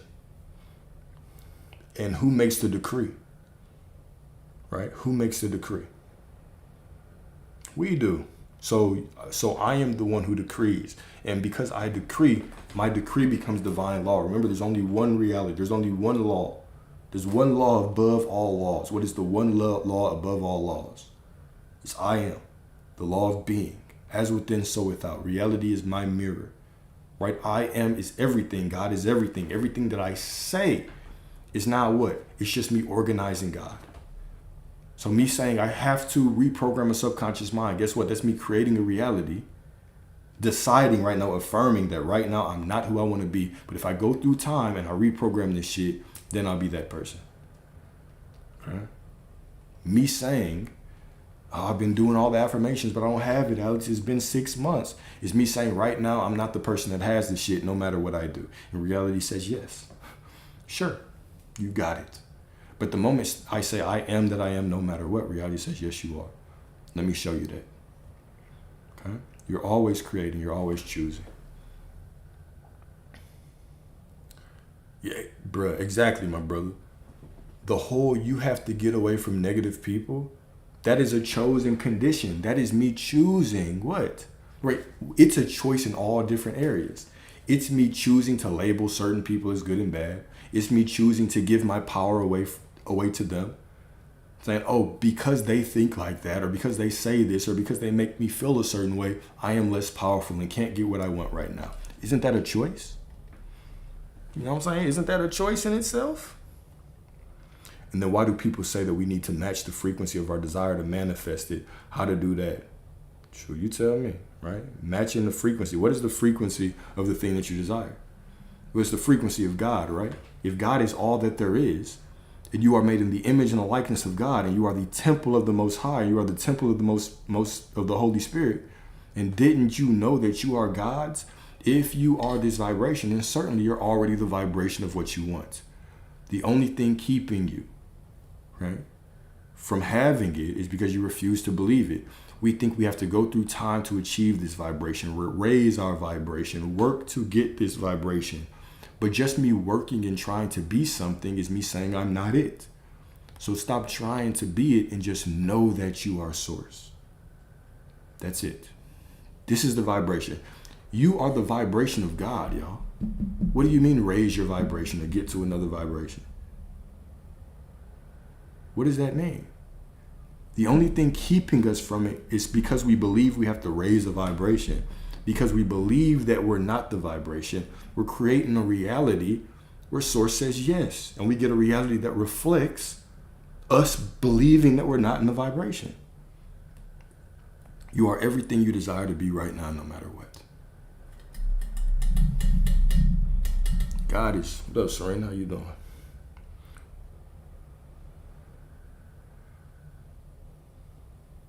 Is repetition needed? Nope. God heard you the first time.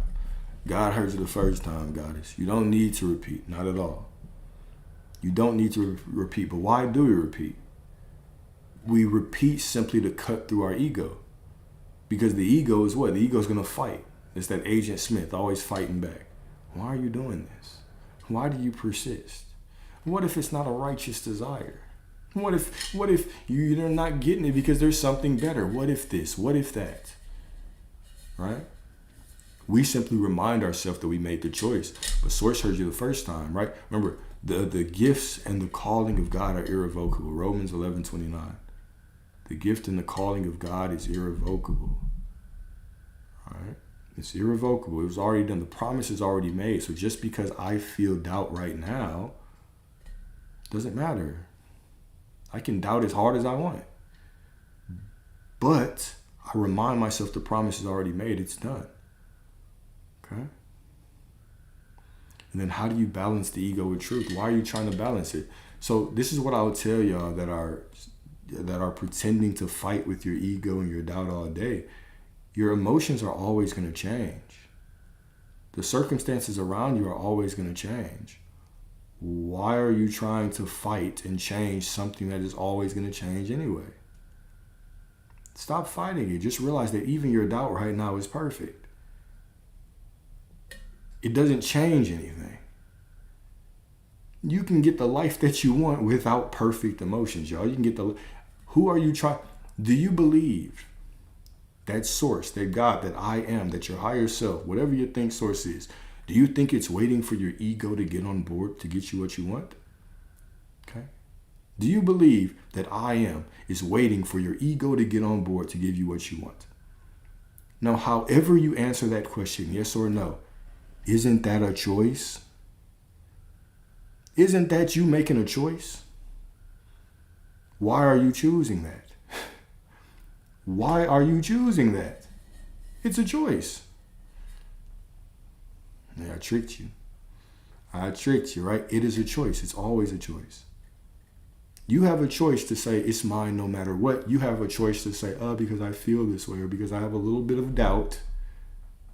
And my doubt is so big and so scary. Now I can't get it. I am saying that you have the power to choose because your decision is final. Yes. Yes, it's always final. Right? You're always choosing. You're always choosing. What else is reality but a choice? What else is it? What is reality creation but a choice? Like I'm telling y'all don't know. You don't like. If I didn't say that you are the let's say that you never heard that you are the vibration of God, and today you heard somebody say you have to be in the vibration to get something. You didn't ask for a way to measure it. You just started making assumptions and choosing if you were the vibration or not. You've just been walking around deciding, choosing that either you're in the vibration of what you want and it's coming now, or you're not. Oh, I have to start over. You've just been choosing that. You'll come up to me and be like, hey, look, my manifestation hasn't happened. I didn't get my manifestation. And I'm looking at you like, okay, so you're basically making a choice to say that you don't have it. If you don't see it, it's just still unfolding. What do you mean you don't have it? Isn't that a choice? Isn't that a choice for you to say you don't have it? Isn't that a choice for you to say it's not working?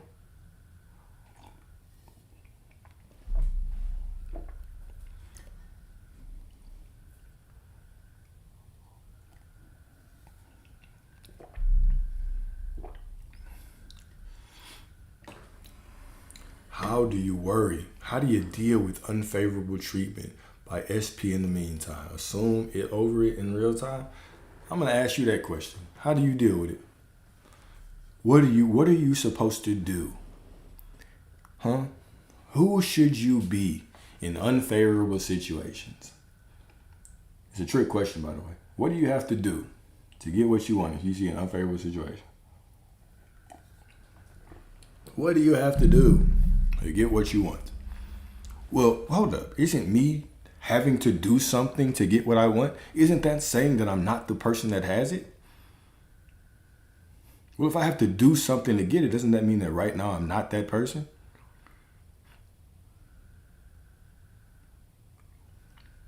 One of y'all is going to catch me one of these days and say, Alex, you're right. It's not what I do. It's what do I have to do is always the wrong question. What do I have to remember that I am is always the right question. Who cares what you do? Who's the one who does it? Who are you when you do it? Who are you right now? I don't care what you do. What do you have to do? Shit, you can cry. You can block your SP. You can send them an email. You can it doesn't matter. Who are you? You thinking you have to do something to get something is you making the unconditional conditional. You're already everything you desire to be. The only reason you don't have it, let me say this slower. All right, Miss Voice Bells. You're only confused because you're trying to be confused. Because we had this conversation already. Listen to this. Okay, listen to what I'm about to tell you. I'm about to get on y'all ass today. Let me say this slow so all of y'all can understand what the hell I'm saying. Okay, listen up. Listen up. Write this down if you have to. You are already everything that you desire to be. Right now. You are the vibration of God. You are all that there is. You are already what you desire to be. Stop trying to be it and just know you are it. Okay? Number 2, the only reason that you do not see this is because you refuse to believe that you're already that person. You're fighting against it. You say anything, okay? Hear this. Anything that implies that right now you're not that person that you desire to be is a lie. If you're sitting around saying, I have to do something to get it. Well, if you have to do something, that means you're not that person right now, right? So it's a lie. You're already that person, so it does not matter what you do. You just do what is best. Do what you think is best, knowing that every step I take is in perfect alignment with the God within me, so it all must unfold absolutely perfectly. I don't care what the situation looks like. The God within me is perfect, so the situation must be unfolding perfectly. Whatever the hell you have to say, but you have to get out of this time loop.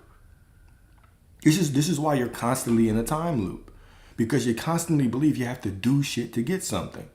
But you trying to be something is saying, I'm not it. You thinking you have to do something to get it is you saying, I'm not it. You're just affirming that you're not it, y'all. Do you understand that? You're always saying, I am, or I am not. You're always saying that. Always.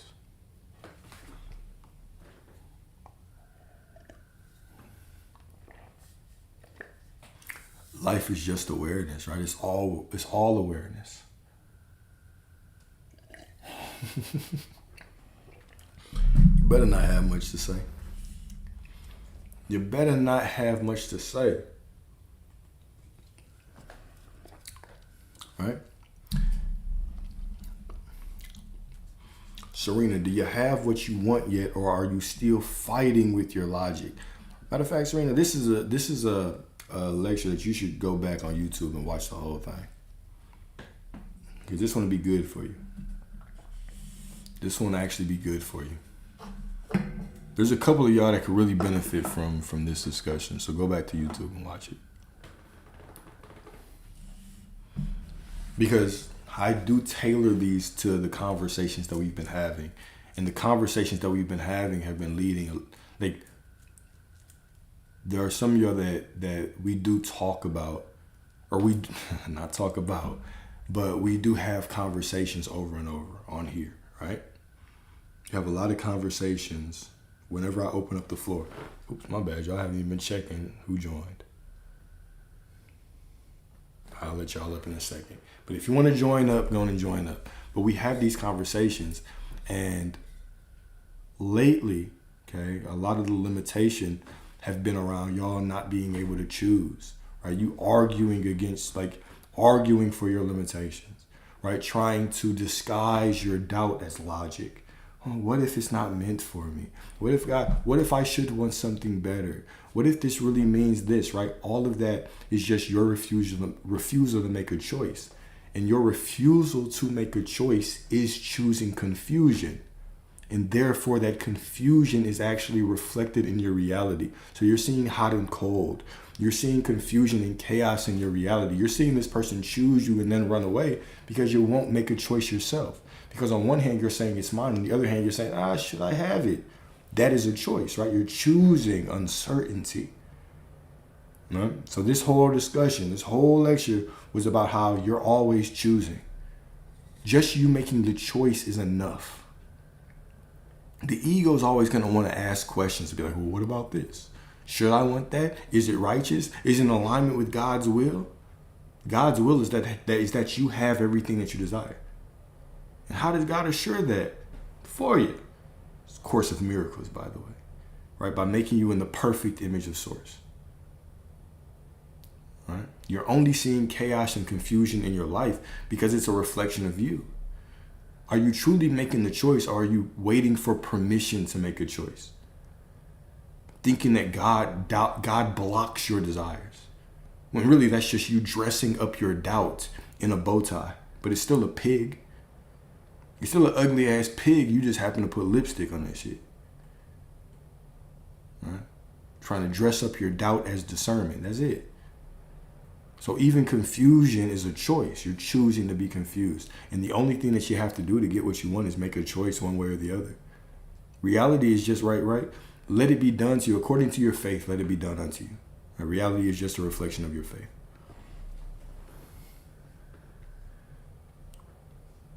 It's just a reflection of your faith.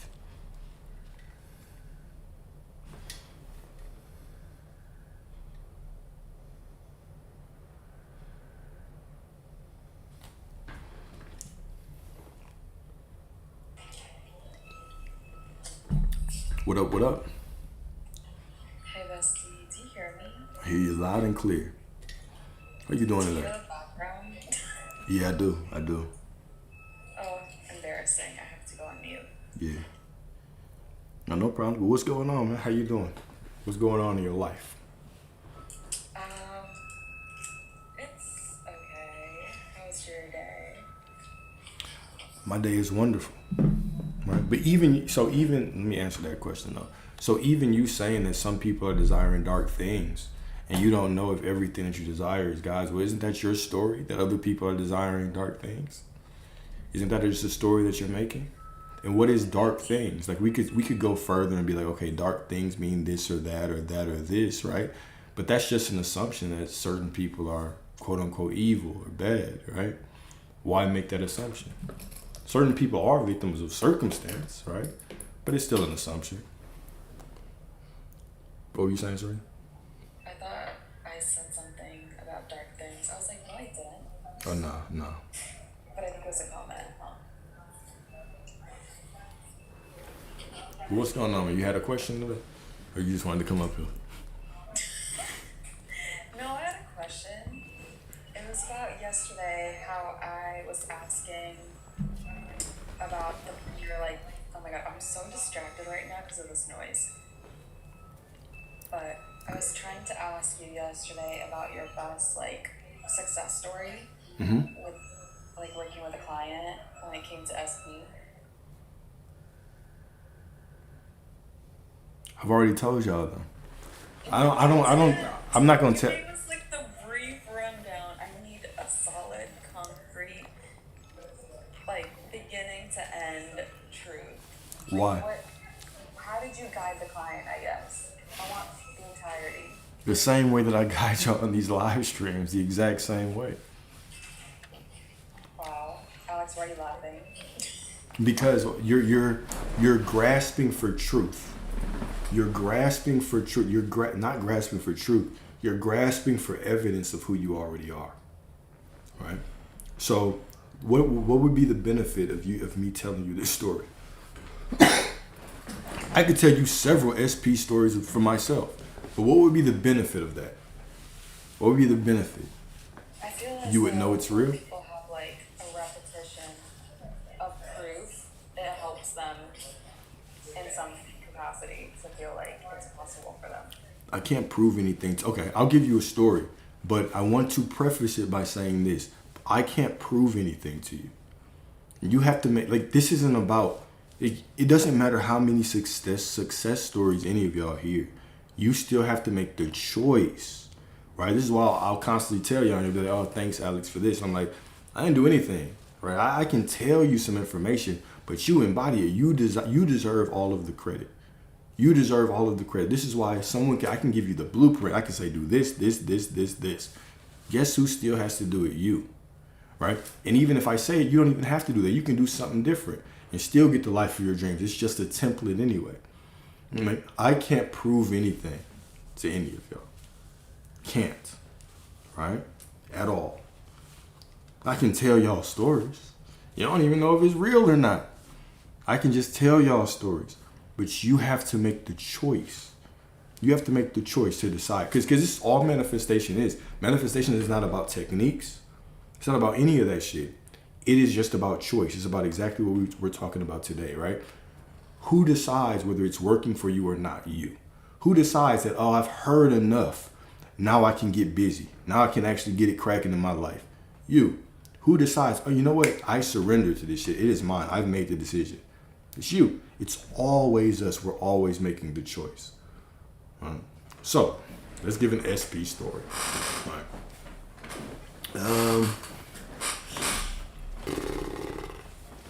All right, I'll give the one that I always give.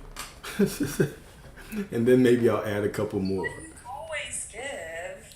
Which one I have have I not heard this. Which one have I always given, sir? I'm trying to think. I don't think you told me about one. I've told Unless you. I was just falling asleep.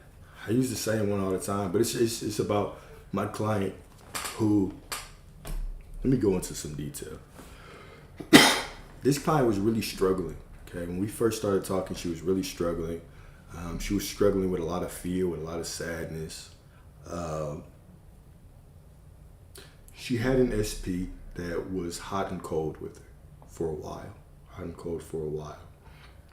And her story was that she was always being betrayed by people. She was betrayed by her family. She was betrayed by this person, right?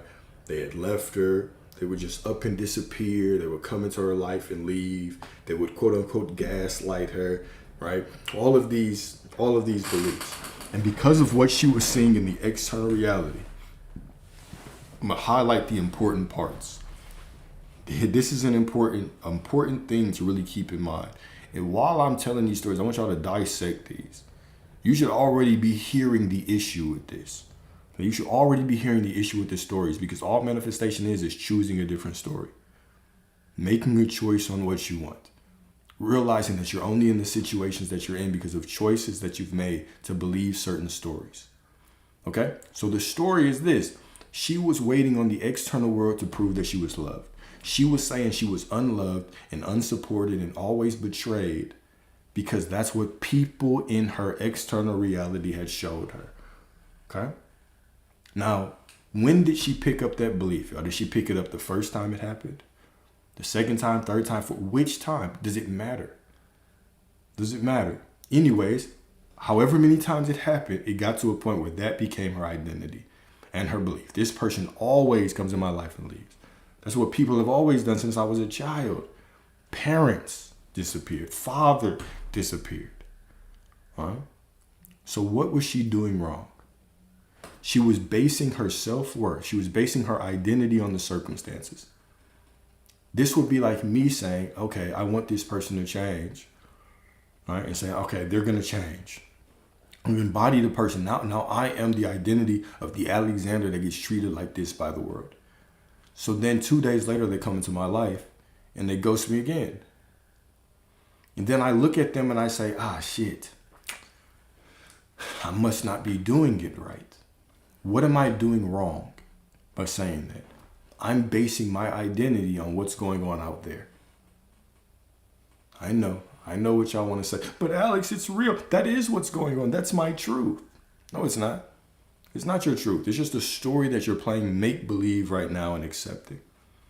Right? My identity always trumps circumstance. So what was the shift that she made? What was the shift that she made? The shift that she made was it was a light bulb moment. Okay? It wasn't a running from reality. It wasn't a fighting against reality. It was the radical acceptance right now that, oh shit, I've been trying to judge my self-worth and who I am based on the external circumstances. Reality has shown me something and I have decided that is my identity. But that's not my identity. I've always been divinely supported. So much so that when I was fiending and begging the external world to validate me, please validate me, please validate me, what I was doing was affirming that I am someone who is not validated. Therefore, reality just reflected me. It didn't give me what I was begging for. It gave me who I was. I was always supported. So it was this radical acceptance that I've never been betrayed. I've never been let down. I was just relying on the mirror to give me feedback on who I really am. Right? And so the moment that she accepted that fully, right? No, I'm always supported. I'm always divinely supported. The mirror is always reflecting me. And then stopped making her self-worth on the reality mirror and started basing it on her relationship to self. That's why I always say, right? Make it general. Make it about you. A couple days later, it's like 2 days later, right after that, it was like 2 days later, a long ass email, that all of a sudden, not just her SPA came back, begging and talking about marriage, right? And she was the only one, but other exes. Why? Why did all these men start showing up? Why did all these family members start coming out of the woodworks telling her that they've always loved her and they were sorry they treated her like this and she's always been the one? That's what people were telling her. Family members were just always saying, I wish we had supported you more. Why did people change? Because right now she stopped identifying with the story of external reality and she started identifying with who she really was. It was that radical acceptance that, no, I've never been unloved. I stopped telling the bullshit story of reality. I'm always loved. And my knowing that I'm always loved right now does not just impact the future or the present. It also impacts the past. So reality has to reflect me because reality is me. Right? So all those people started coming back. All them people started coming back. This is just a mirror, right? Reality is just a mirror. So it's just about how you treat yourself. Anybody who wants to SP, I'm going to give you all the same advice. I'm going to say, okay, well, make it about you then. You've been spending all this time focusing on them. Going to sleep at night, dreaming about them, Stay the kind of sleep about them, affirming about them. Damn, make it about you. You are the center of reality. Why don't you just realize you are love? And because you are love, everybody that you love must show up as that love that you are for yourself. It's all just a make-believe story. Stop basing your self-worth on the outside world and start basing it on who you actually are. Choose a story and stick with it. Cool. Does that mean we have to do inner work then? Because you're saying we have to look inward. Doesn't that require some sense of some time spent inside ourselves? When you say time spent inside yourself, what do you mean? Do you mean that you have to search within yourself or something? Yeah. Sorry. No, That's you what I mean. you don't, because we go from thinking that we have to search for a God in the sky to search for a God within ourselves. If God is within you, you just are God. There's no searching, right? There's no trying to get there. There's just the knowing that you are it. That's it. And what about all the traumas and trials and tribulations that people go through? Is that not all valid then? Isn't that real stuff that's happened? It's a real experience, sure. But it's not the reality of who I am. I like me bringing my past into my present is just me saying, hey, I am this person. Now let me give you a bunch of excuses on why. The past is just a memory, right? It's just a thought, right? And if we say our thoughts create reality, then when I'm pulling my thoughts of the past that I don't want into my present, I'm just creating, right? That's all a thought is. A thought is just a creative act. That's it. So yes, they're real experiences, but I don't have to identify with them. The same way I can watch a movie right now and it doesn't happen in my reality because I'm like, oh, that's not me. It's the same way that certain thoughts show up, certain old stories show up, and I say, that's not me anymore. Same thing, same concept. It's not me. Wait, what is the same concept, but it's not you? If I watch a movie, that story of the movie doesn't happen. Even though I talk about it with my friends, I talk about it with my family, I think about the movie, I know that it's not me. So I don't experience it. Certain situations that I've experienced in the past, I can think about them. Hell, I can even talk about them. But guess what? I don't identify with them. That's an old version of me. That version of me is gone. So they don't happen in my reality. Yeah, because we're constantly changing and evolving. Yeah. And you always get to choose. You're always making a choice. It's not that I have to just, like, I can't just stop. Well, you can stop your thoughts eventually. But you're not down here to fight your emotions all day, fight your thoughts all day, change your assumptions all day. Just make the choice that you are who you say you are no matter what.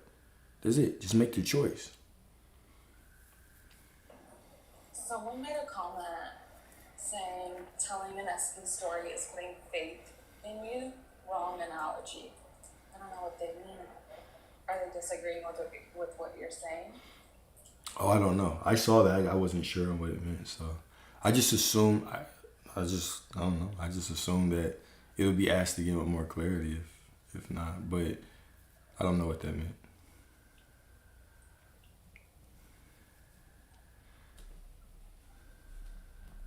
Yeah.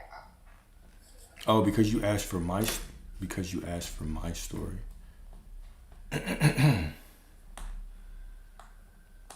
I don't know what that means still. I didn't ask. I don't remember. That's relying on him.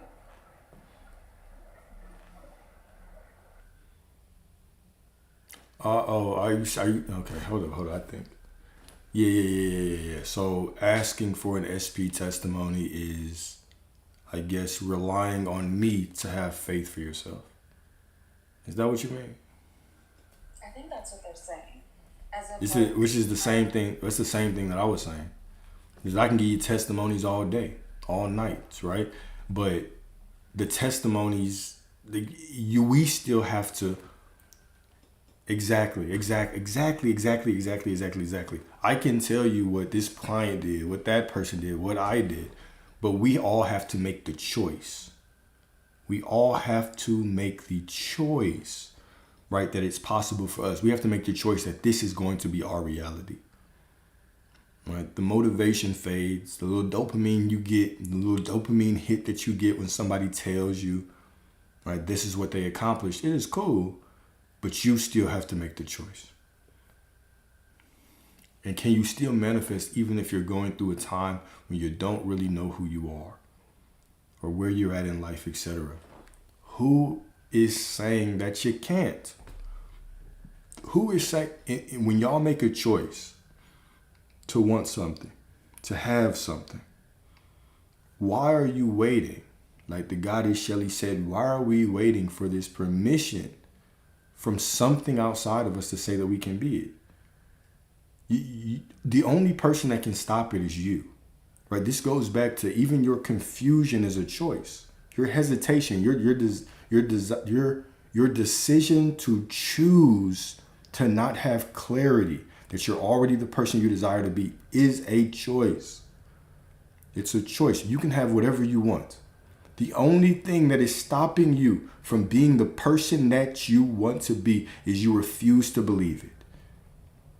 We keep coming up with different stories and different questions. We mask our doubt and we try to pretend that our doubt is discernment. We try to mask our doubt with logic. Just make the choice. You're already that person. Don't argue your way out of it. Don't argue for your limitations. Stop fighting for them. You're already it. You can have what you want just because you choose it. That's it. The reason why you can have it is because you choose it. Nothing more. That's it.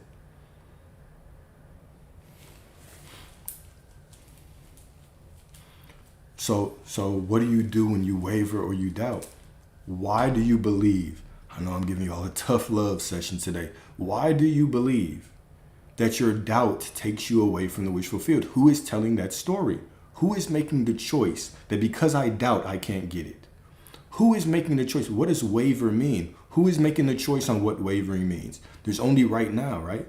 So whether I believe that wavering is doubting or whether I believe that wavering is telling a different story, who is choosing to say that because I did this, I'm not in alignment? You are God. You are always in alignment. You're never not in alignment unless you pretend to not be. You're always making a choice. You're making a choice to choose alignment. You're making a choice to choose not.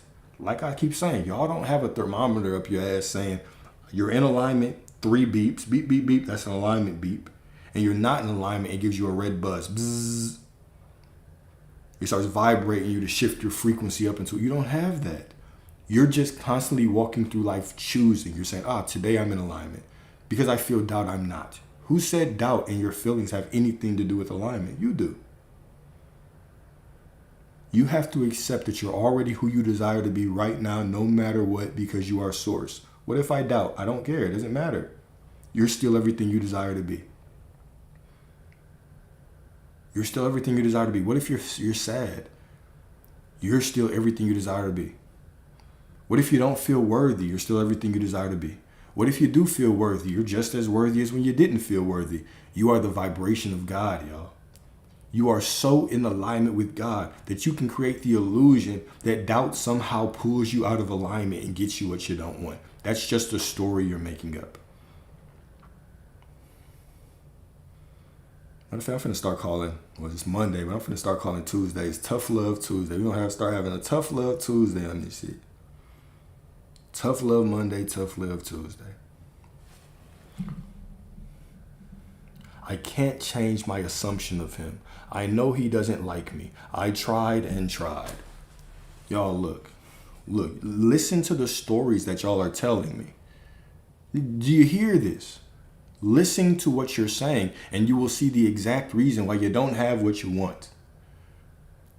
I've been doing all the things, but nothing's happening. You're affirming that nothing's happening. I keep trying and trying to change my assumption. What do you mean trying and trying?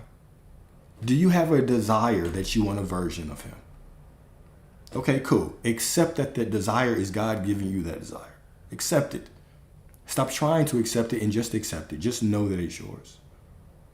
Now, stop making it about him. Belief, trying to explain in logic, that is just for people that don't have the strength to have conviction and know. I know. Should have told y'all to sit down and hold hands before I said that. You trying to believe something. It's just you showing that you do not have the conviction, the determination to just sit your ass down and know. You're not trying. What do you mean? How are you trying to change an assumption? Right now, just decide. Stop making it about that person and decide. Right now, I am the person that gets treated like this. That's it. You've made the decision. You have become that person. Now, because you've already made that agreement, you and Source, you walk through life and you just remind yourself, it's already done. I'm already that person. It's already done. I'm already that person. How many times do I have to remind myself?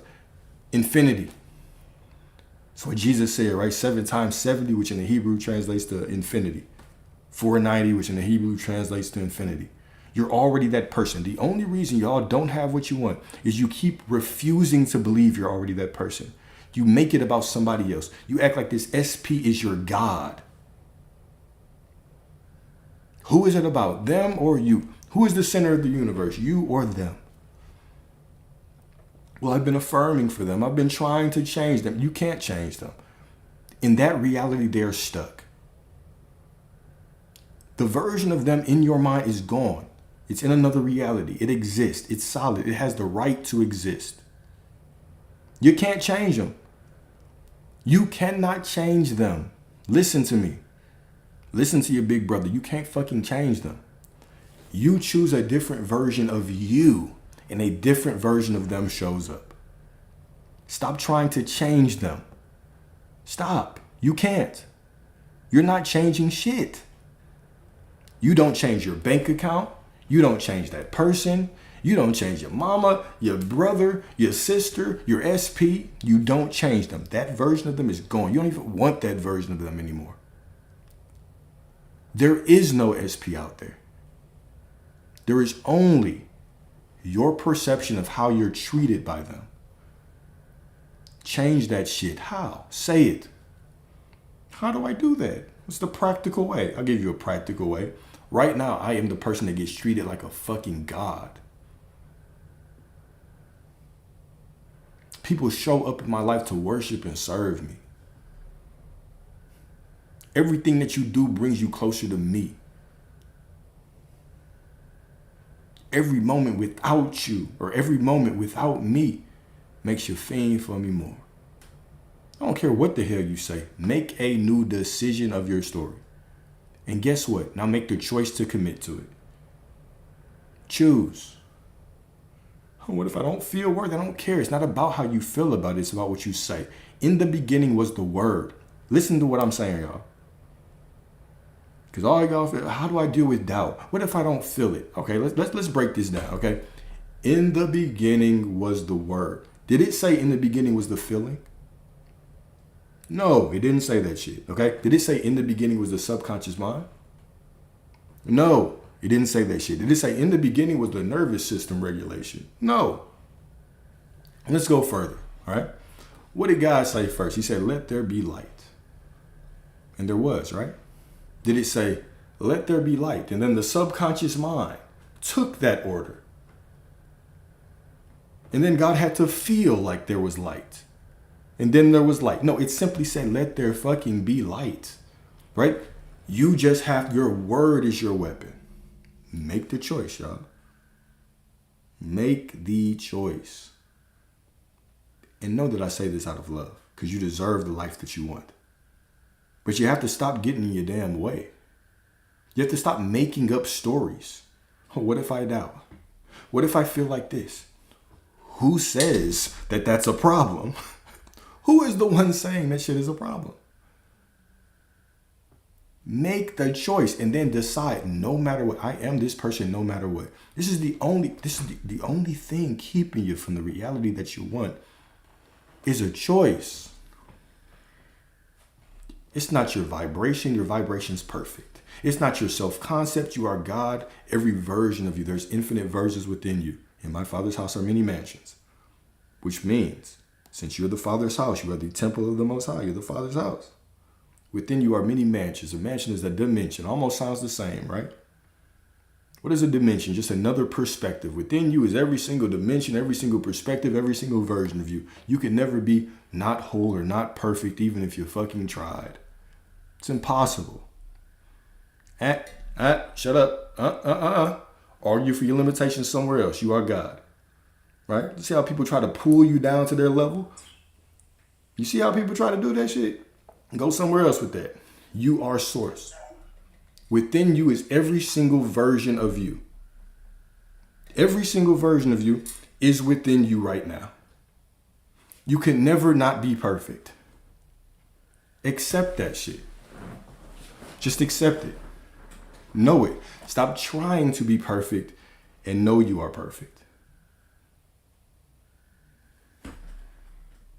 I love y'all. I love y'all, by the way.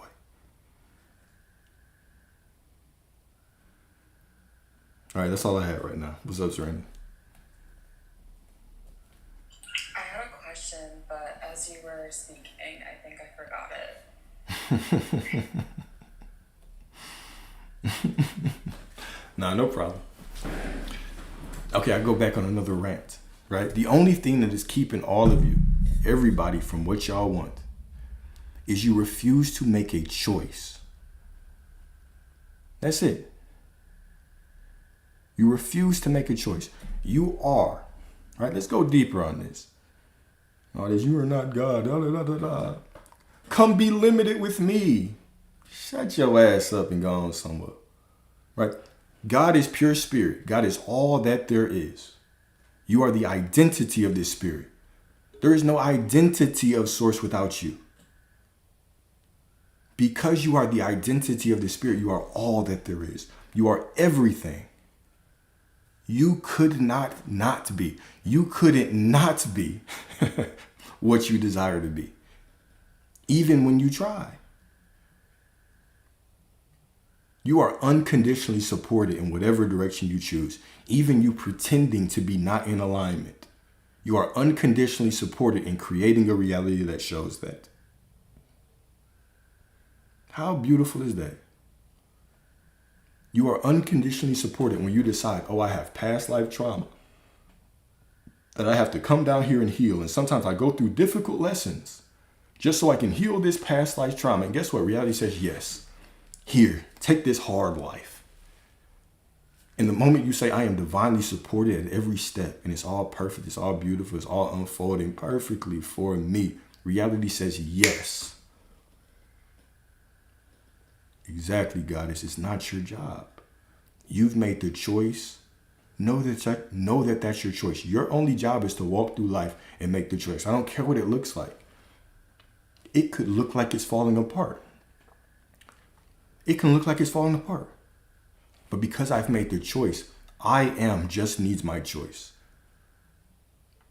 I am doesn't need my faith in I am. Right? That's typically a question. Do I have to believe in God? No.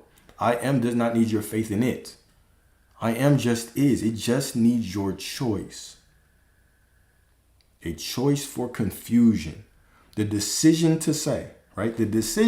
Your decision to say, oh, I want it, but I don't know if I should have it. I want it, but is this even the righteous decision? That is a choice of confusion. You're always choosing. Choose. Just you making the choice is enough to receive everything that you desire. Beautiful. Exactly. You say the path will be clear and easy. Just claim it.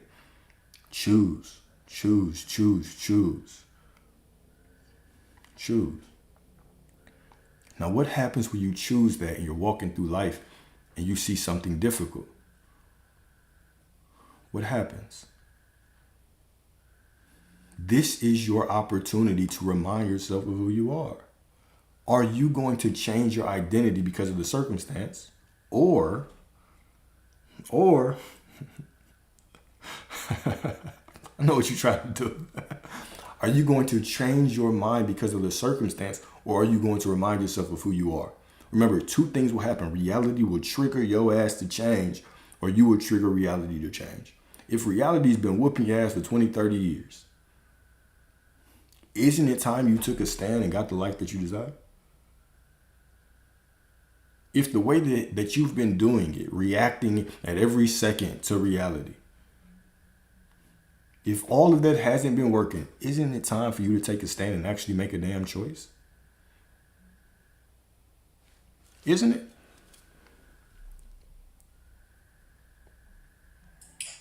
Hold up. I know that you say one doesn't need to believe in God, but when stepping out on faith, it seems necessary to believe in God rather than fear. And he says, true. Don't know what he talking about. Look, listen to me, y'all. Listen to me. Okay? Listen to me. When it says, blessed is he who believeth before he sees it, what is it talking about? When we talk about the story of Job, right? Hear me, listen up. When we talk about the story of Job, remember in the beginning of that story, it said Job believed in two powers. Okay? He feared God and shunned evil. Why did Job get all his shit taken away? Because remember, the story of Job is a very metaphysical process, a very metaphysical book. Why did Job get all of his shit taken away? Satan, representing your opposing thoughts, said what? Does Job fear God for nothing? What is this question asking? Do you just fear God just because that's who you are? Do you just love Source because that's who you are? Or do you believe that you love God and he's going to give you stuff? All right? Do you believe that because you love God, he's going to give you stuff? And if you fear evil or shun evil, then you can keep your shit. So the story of Job is this whole process where Job is actually going through and confronting that belief. So God says, I don't know, take it away. So Job gets all this shit snatched, and he goes through this process of confronting himself. First, he confronts his logical mind, represented by his three friends, right? His three friends, they represented his logical mind. So he is saying things like what? He's saying things like, oh, if good people get good things, right? This is that logic. This is that human logic. Praising God gets me shit. Good people get good things. Go to church and see all those people with hope not having the shit they want. Everything is yours by right of pure consciousness. It is not the belief in God that gets you anything. It is not the praising God. You do that because that's just who you are, y'all. You don't have to praise God or love God to get the things that you want. If you want to put your faith in Source, you can do that. If you don't want to, you don't have to do that. Where does faith need to be placed? In the knowing that you are already everything you desire to be. That's it. You put your faith in the knowing that you are the person you desire to be. That is what delivers your things. Now, if you want to tie faith to it because it makes it easier for you, sure. But it's not a dependency. It's not a dependency. God just is. I am just is. It does not need your love. Does not need your faith. It is unmoved by your fear. It is unmoved by your anger. It just is. This is pure awareness. We start giving these human attributes to God. God is not Santa Claus. God does not have a naughty and nice list and saying, because you love me, you can get it. That's not happening. We try to bring our logic into this spiritual process. It is all yours by right of consciousness. What is yours because you decide that you have it. That's it. That's it. I wrap things up in faith, in this spirituality. I wrap things up in God because that's just who I am. But you don't have to believe in Source to get what you want. Obedient to what, y'all? Obedient to what? To the law. What is the law? The law of being. I hear what you're saying. Y'all are arguing for your limitations. Please tell me, how does just believing in God and thinking that you're still lack and hoping that something happens, how the hell does that get you what you want? How? It doesn't, because that's not how the law operates. The law operates by who you're being. Blessed is he who believes before he sees. Thou shalt decree a thing and it shall be. Read the book. Y'all are cherry picking shit, saying, oh, this part It says being obedient. Be obedient to the law, y'all. Lord, Old Testament equals law. Be obedient to the law. The law. The law, the law, the law. Right? The law.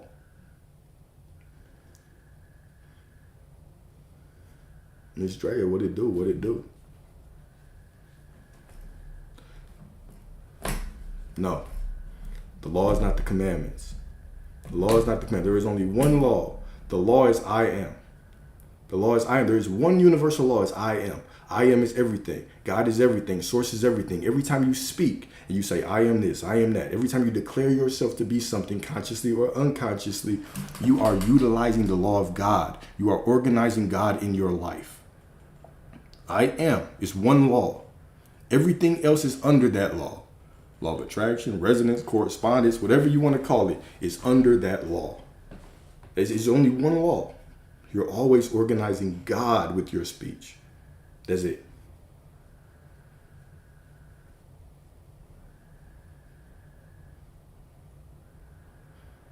Unless y'all believe that if you follow the 10 Commandments, you'll get the life that you want. Jesus gave you the 10 Commandments? Come on now, y'all. Come on, man. Jesus gave you the 10 Commandments?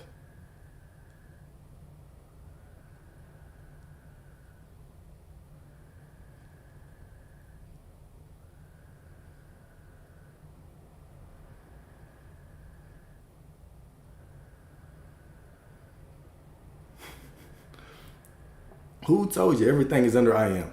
In the beginning was the word. What is the word? That's who told me that everything is under I am, y'all. Come on, man. In the beginning was the word. The word is I am. Right? Jesus didn't give you no goddamn commandments. All right? Jesus was trying to tell you who to be, right? How to heal yourself, how to heal others, how to see others as perfect so they can show up in your life. Right? Even when we talk about metaphysically, Jesus, the Son of God, what does Jesus represent? I am awareness. I am. In the beginning was the Word. Right? What is the first manifestation of the Word? The first manifestation of the Word is I am. I exist. Awareness. The first law, the only law, the great law of being. Jesus represents that awareness. Jesus metaphysically represents the birth of I am. The raising of I am within you. This is simply a metaphysical book of a journey within yourself. I know, we're getting a little aggressive today. It's a spicy day. Spicy Monday. All right?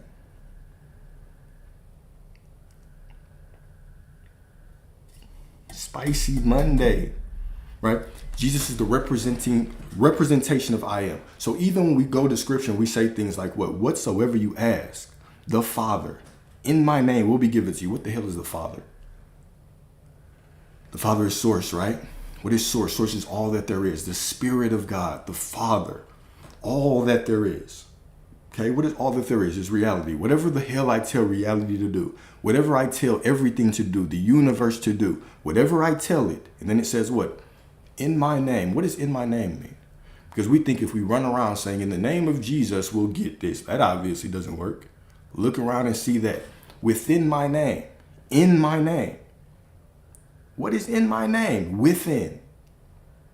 Because I am is the consciousness. Because I am is me. Whatever I say I am and decide that reality should be will be given to me. Whatsoever. Whatsoever. Meaning everything. Whatsoever I ask the Father in my name will be given to me. Okay? This is metaphysical. Right? We're going to get confused if you keep trying to debate this literally, y'all. Put your logic to the side. Accept the law. Do you want the life of your dreams? Do you want the life that you desire? Or do you want to debate about who gave the 10 Commandments, y'all? Come on. Which one do you want?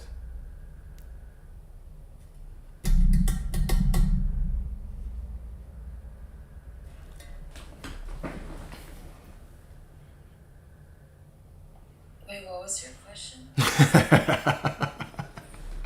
My bad, Shane. I kind of forgot you up, dude.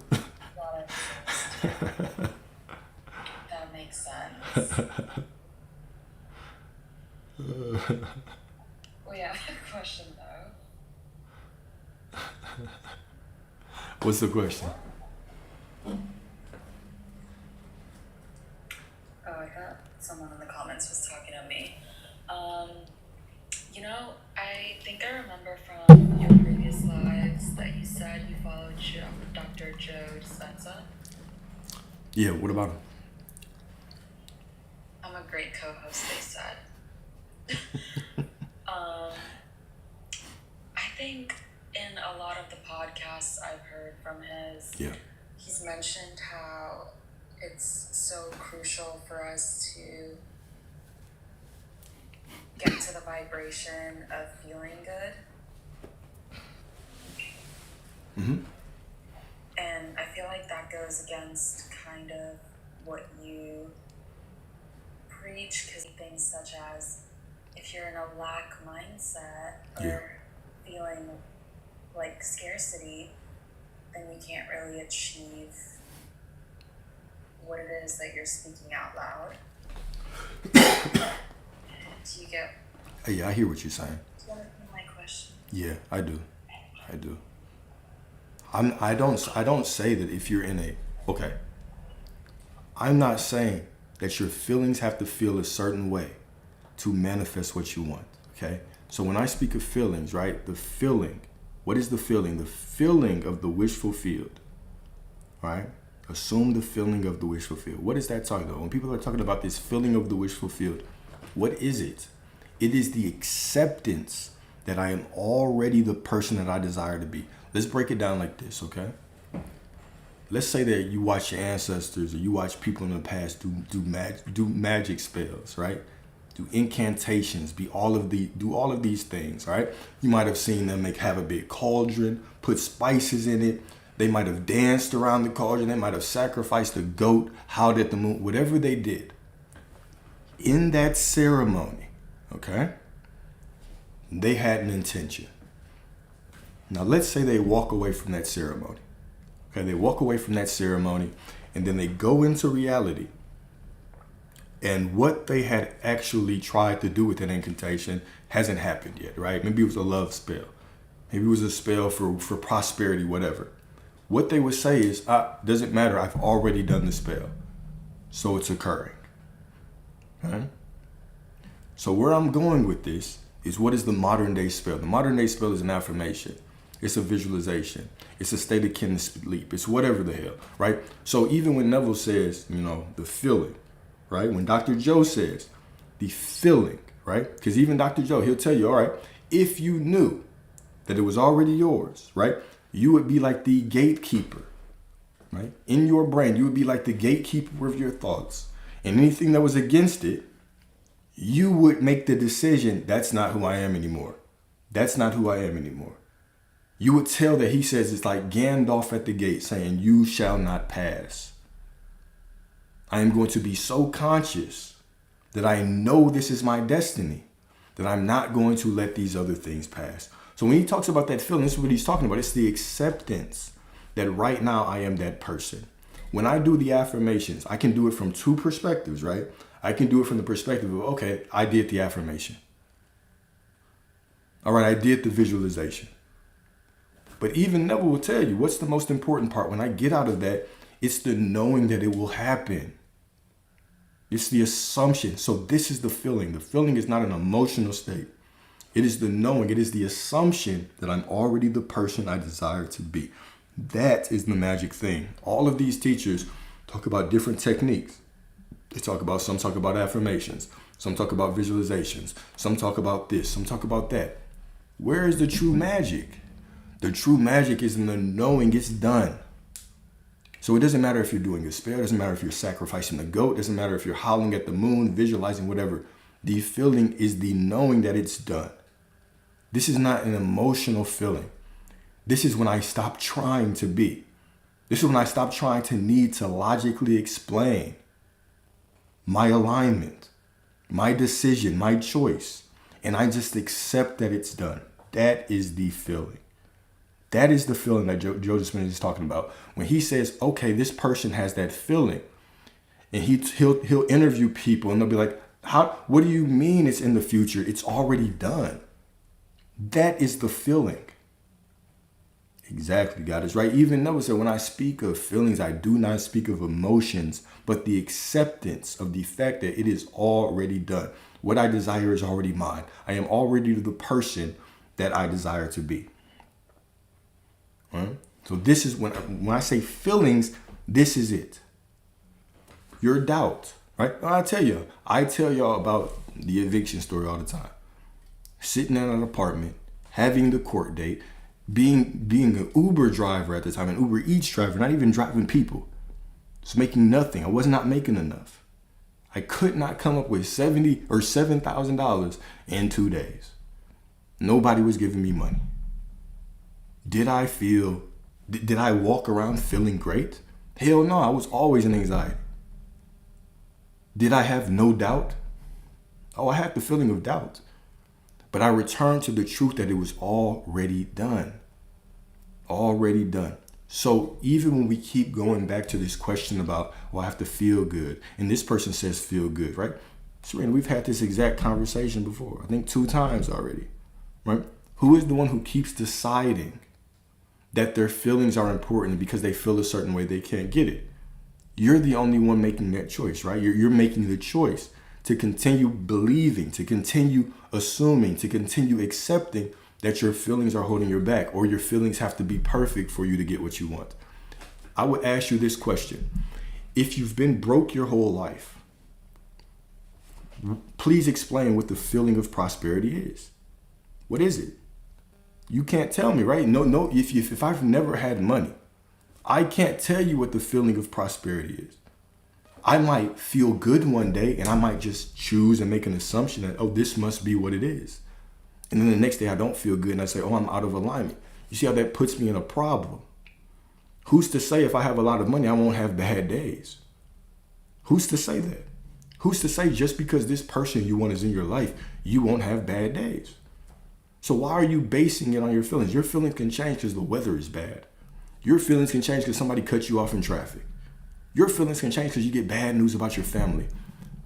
We're simply creating law. There's only one law, I am. In the beginning was the Word. The Word was God. The Word was with God, right? There's one law, I am. Everything is under that. Right? So why would I sit around and create laws that don't make sense? If you believe in that feelings creates the reality that you want, and that is what makes it easy for you, do it. But it didn't make it easy for me. And most of the people I talk about, once we get past that feeling, that is when it started unfolding. And we can even challenge that, right? Because I love that comment. Even that walking as if, right? It's an acceptance that I'm that person. Happiness is not an acceptance that I'm that person. Happiness might be a byproduct. It might not be. But the acceptance that it's done, walking as if, the feeling of the wish fulfilled, is the acceptance that I am that person right now. That's it.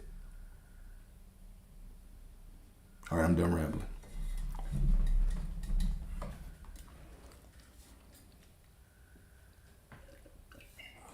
So you're saying the acceptance is the feeling? So in a way, us just declaring what we want is the feeling? Yes. Right? And even that question, my brother. So what does that actually feel like to me? It depends. Sometimes it just feels like I'm saying something. Sometimes it might feel like peace.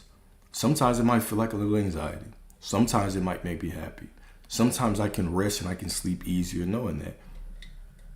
But I don't judge. I don't put the power on my emotions to say, okay, because I feel like this, that means I'm more or less in alignment. No, because I say so, right? I don't wait for my feelings to validate who I am. I declare who I am. I command who I am because I am source. Thou shalt decree a thing and it shall be. Job 22:28. Not thou shalt feel a thing and it shall be. Right? Even scripture will tell you. Right? Even scripture will tell you, right? The heart is deceitful above all things. Oh shit. My bad. Even scripture will tell you the heart is deceitful above all things. Who can know it? So why am I walking around putting my emphasis on my feelings? knowing that I can feel good or bad for no fucking reason.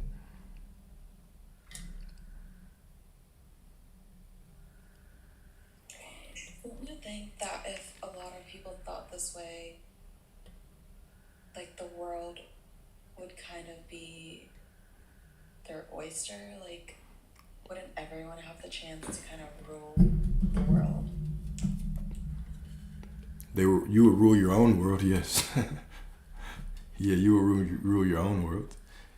You already do, whether you believe it or not. So what makes you, like, what's your thought process about what makes all these people stop themselves? Well, I mean, Because I feel like so many people are, I don't know, I just feel like they're suffering. well, that's your assumption, right? That's your reality that everybody is suffering. Not Like- everybody, I'm saying certain people Okay, well, that choose to live in that. that's your assumption, right? That certain people are choosing to do this. So here's the thing: with everybody is creating their reality 100% completely, 100%. Everybody is creating their reality. You're creating the reality from the perspective of I think I'm not in alignment, so I'm creating these things. We're creating our reality from finally coming into the knowing and having the life of our dreams. But also, we have to understand everybody has a different version of an ideal reality. Some people want a lot of money. Some just want enough. Some want to live in seclusion. Some want to live with a lot of people. Right? Some don't want to be married. Some want to be married. Some want a big family. Some want small families. Right? So there's all these different things. So why I'm challenging you is I'm not saying that people aren't suffering. What I'm saying is why would I choose to see? Why would I choose to focus on that instead of knowing, right? This is the message of Jesus. Jesus wasn't just walking around healing himself and getting money for himself, right? He was choosing to see people perfectly. Therefore, they could be. Right? So why not choose at least to see the people that I like perfectly? See the people that I love perfectly. Choosing to see them in a beautiful position. Therefore, eliminating their suffering. I don't need to drag somebody into quote unquote enlightenment to enhance their life. I simply need to see them as perfect. This is why even scripture says what? Forgive others so your Father in heaven can forgive you. Which simply means the moment that I start seeing people as perfect, I give them the capacity to be perfect. The more I see people as in suffering, the more I give them the capacity to stay in suffering. So I'm always making a choice. I am God in this reality. You are God in your reality, right?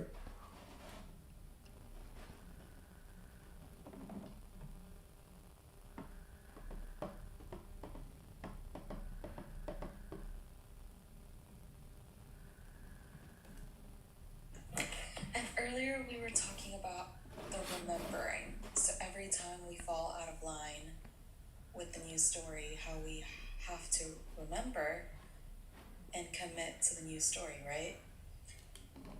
Mm-hmm. That's it. Have you had times where you've lost, I guess, I can't think of the right words. Have you had times where you had to like recommit to the story, and what would you say that was like for you?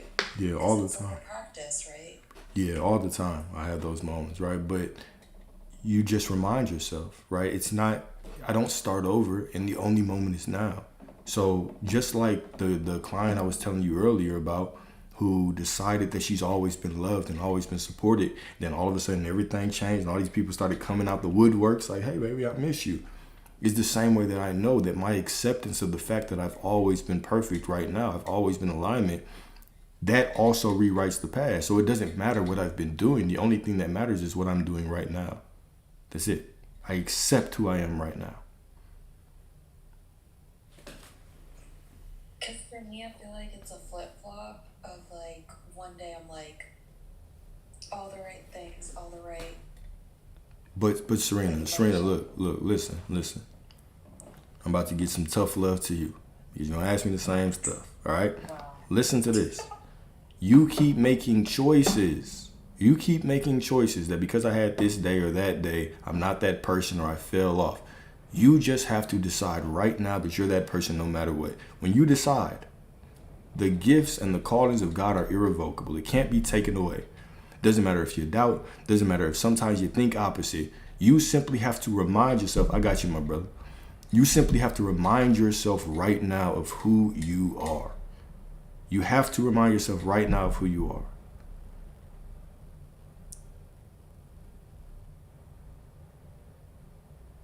You're choosing to go ahead. Recommitting when you struggle? Say what? What did you say about yourself when you recommit to the news story? Yeah, I just remind myself right now I'm already it. I'm already that thing.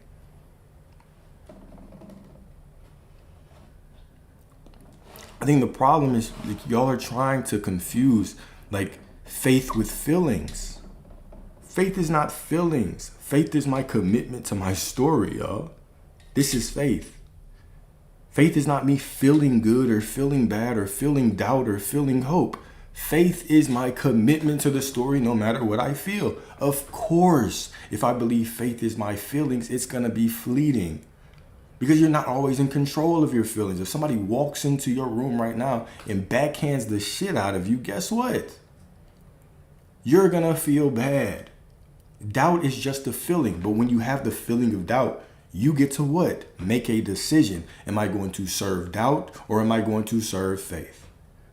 What does that mean? What does serving one means? It means telling the story. Am I going to tell the story of doubt just because I feel doubt and I'll have an excuse to run off and tell a sad ass story? Well, go ahead. That's the reality that you will get. Or are you going to say, no matter what I feel, I'm still the person I want to be. I'll honor myself and allow myself to feel whatever. But that's not me. We can sit around and make excuses all day, y'all. But we have to make the choice. Even me saying that my doubt has power is a choice. Me saying my doubt does not have power, that is another choice. You're always choosing. Always.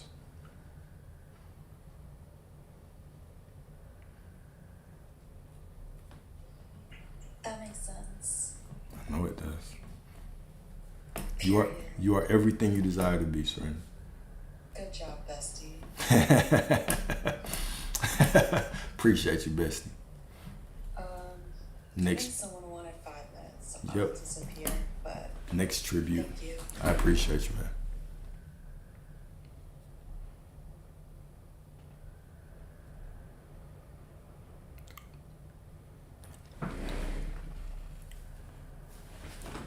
Hey, Paul. What's good? What's good, brother? Like, I just don't. Okay, you mentioned something that somebody else mentioned about walking like it, right? Walking as if, right? So like, I'm going through a similar problem, like something that you discussed before, and I'm thinking that I'm gonna get something, right? Okay. And I said to myself, like, I know I'm gonna get it. But when what I expect to come comes, but it isn't what I needed it to be, it makes me think. Okay. Right? Now, I swear to God, like, I'm awake and nothing can tell me that I'm not. Okay. I know it because, like I said, like I told you before, I spent years in the church, singing choir, years in the church, grew up in the church. And like, I went to a church, I guess, gathering this Sunday. I missed your thing. I wish I would have been there. I know, bro. But yeah. So and like, I'm looking at them, and I'm just like the way that they're praying, and I know it's not even my like situation to call about what they're doing, but like I just be like, man, if they only knew, like if they really only knew. But I know it's not my job to make people understand what they see and try to make them see as I see. Right. Okay, so like I said, man, like I'm awake. I want to be a millionaire. Of course I do.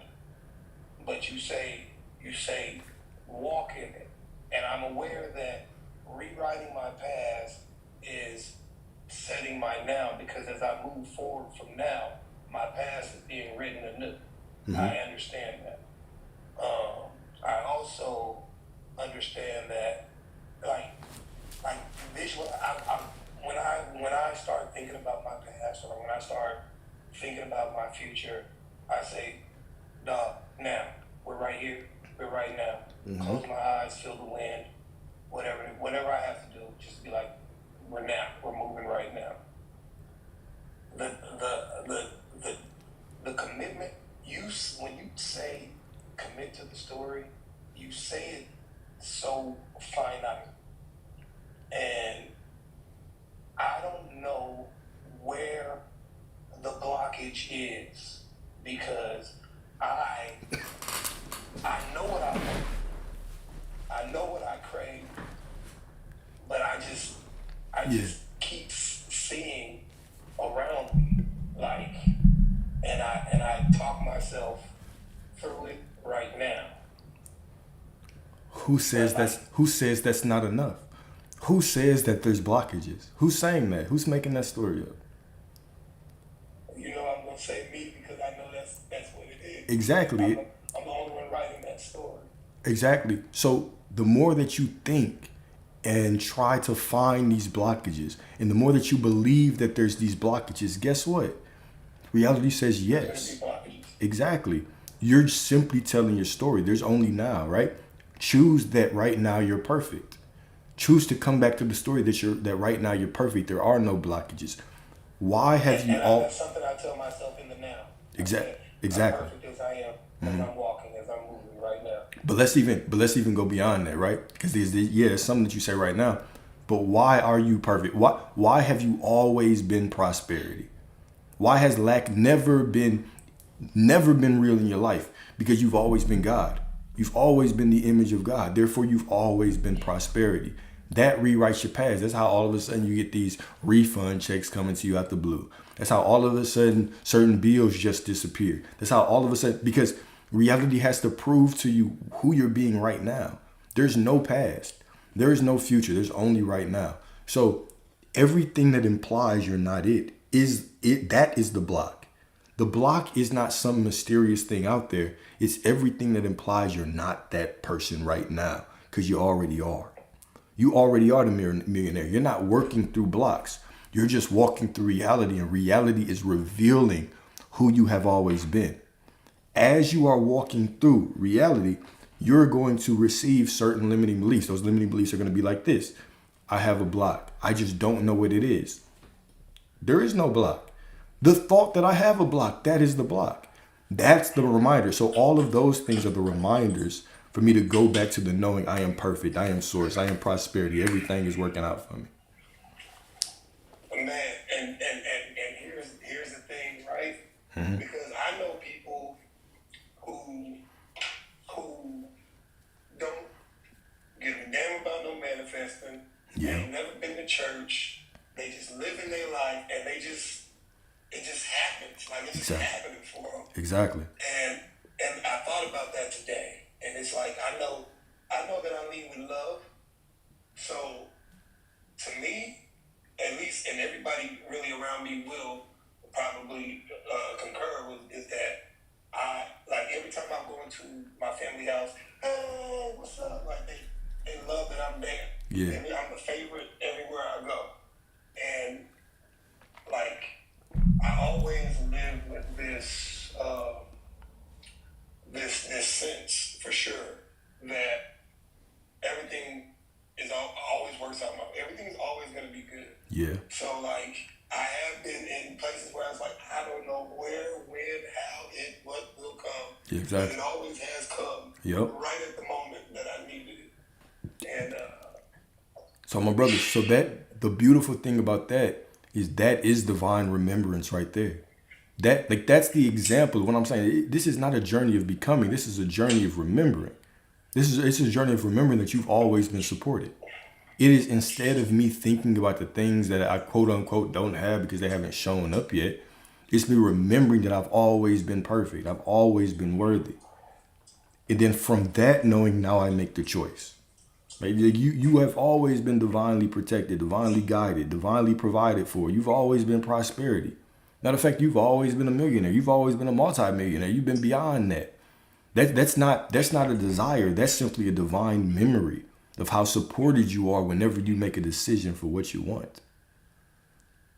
And the cool part about it is, my name is Emmanuel, which literally means God with us. Yeah. And like,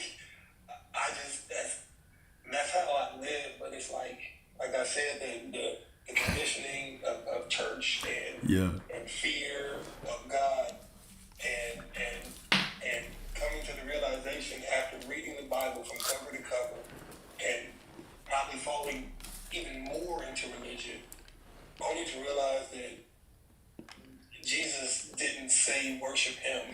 Right. For sure. 100%. And that's all we like. All of it seems so controlling, so manipulative, when literally Jesus was just being. For sure. Exactly. Literally just being. He was being so much in his God state that it made the church pissed off. Facts. Jesus was anti-church, anti-government, anti-establishment. My dog would call you out quickly. Yeah. No, seriously. No. And I mean, I just wanted to add that little tidbit for the little players up in the comment section that was, trying to do what they do. If you read your Bible and you understand your Bible and you really read it from an open mind, Right. you will get the understanding that you need. Exactly. It's a living, breathing document. It meets you at your level of consciousness, but you have to allow your consciousness to rise. And raises your consciousness. And your consciousness, just because your consciousness raises, doesn't mean it's not going to keep raising. Exactly. Exactly. And like I said, I see everything so much differently now. I'm here, but I'm not in the world, but not of it. Exactly. Anyway. Exactly. I appreciate you once again. Thank you. No, I appreciate you. Thank you, Ms. Serena, for letting me come up. No, for sure. The moderator, Serena. What did you say your name meant? What did you say Emmanuel meant? God with us. God with us. So every time somebody say your name, they're affirming for you. Sheesh. Beautiful. Appreciate you. Already, my brother. Appreciate you.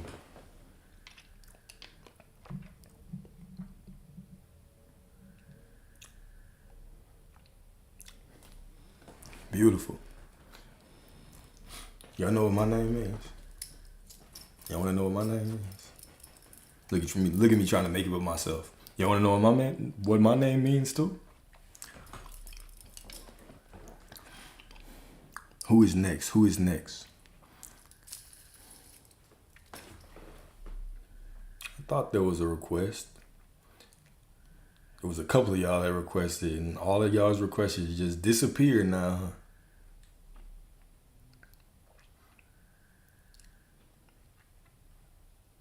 huh? Go to bed is wild. That's what women used to text me when they were trying to flirt with me in the middle of the night. It was 11:50 and you post something on your Instagram story and they hit you with the go to bed. Okay. Okay.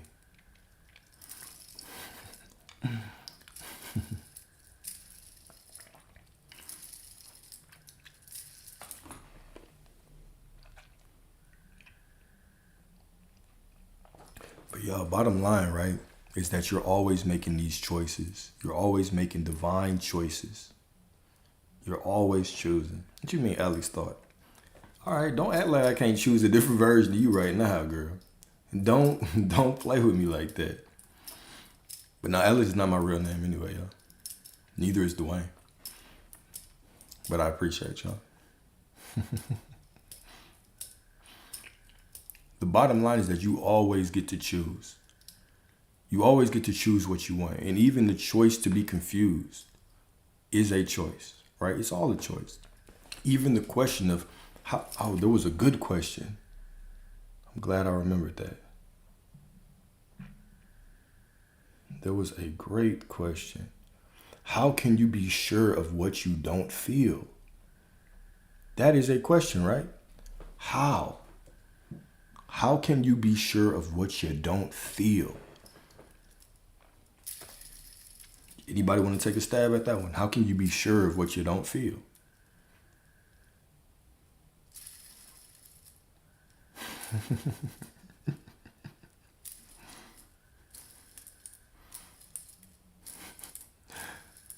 Don't make me choose a different version of you. You make a decision, regardless if you feel it or not. How do you make, like, how? Let me read the question one more time for y'all. Let me read the exact question. I wish I could copy and paste it. How can you be sure of what you don't feel?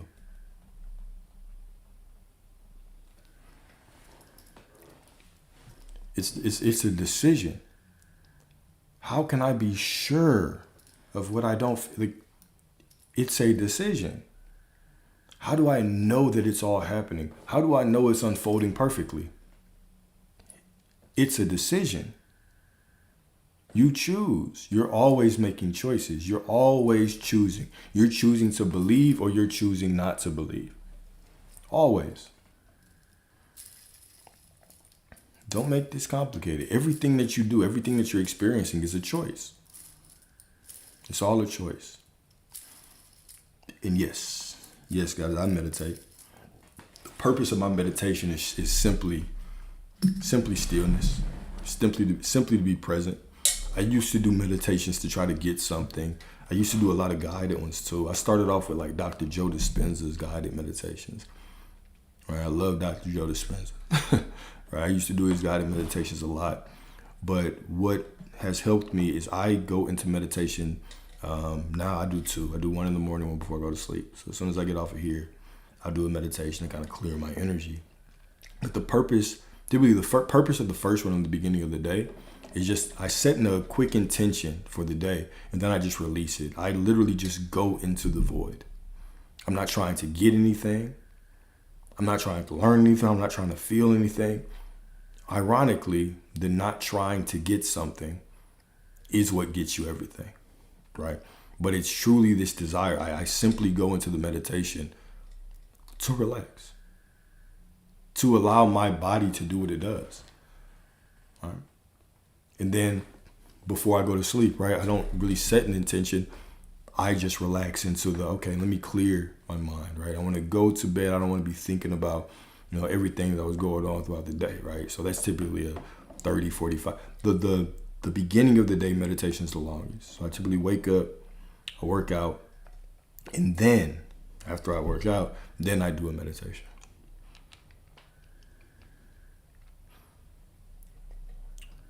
And do I think manifesting the SP comes from the ego? No.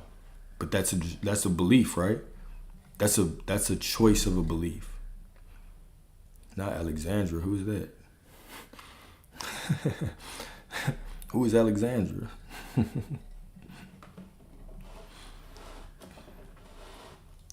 So remember, y'all saying things like, do I think this comes from the ego? Right? Oh, I have this desire. Is it even a righteous desire? What if I don't have this person because God's trying to not let me have it? Yet all that is just a decision of you. You're just making a decision to be confused. That's it. You're dressing up your doubt in a nice dress and saying, hey, look at my doubt. It's logic. Hey, look at my doubt. It's discernment. It's just fucking doubt. That's all it is, just doubt, right? And that's why you see cloudy, chaotic reality. Is because if you're being somebody who is choosing chaos, I want it, but now I'm trying to dress up my decision in logic. Well, guess what? Reality just sees a confused person that says, hey, we're going to be a reflection, because reality is just a mirror. You get what I'm saying, y'all? Do you hear what I'm saying? Right? You are all powerful. Beyond powerful, you're all powerful. You couldn't even create a reality of chaos unless You were in perfect alignment with source to be able to do it. All right? Reality is you. Reality is your report card. I've alluded to that in several discussions, right? We've talked about that directly. You are simply walking through life and confronting yourself. You get a report card. Oh, that person's hot and cold? Okay, well, how is your desire about them? Have you accepted it? Have you made the choice? Or are you trying to disguise your choice in logic? I don't know if I should want them. I don't know if they're the right person. What if I want someone else too? Well, shit, choose. Choose to have both of them. Choose that both of them agree that you have both of them. I'm not here judging any of y'all's desires. You deserve your desires. Make the choice. Life is like your alignment is a choice, y'all. Who is the one who says I'm not in alignment because I feel doubt?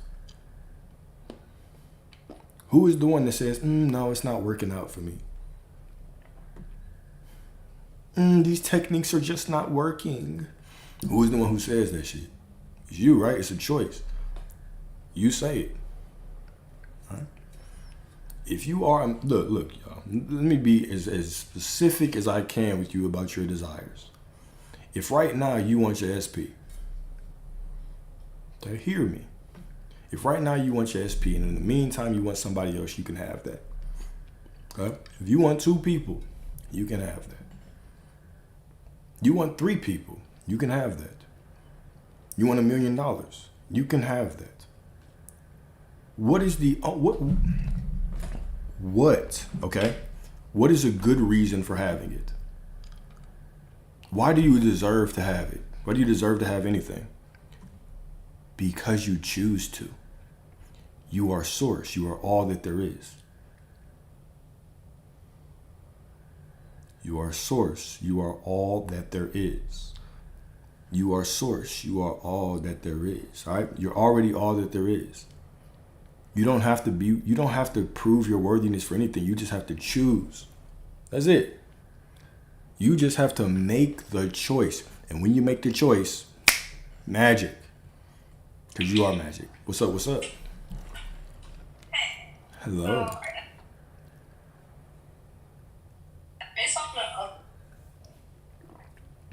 You breaking up, goddess.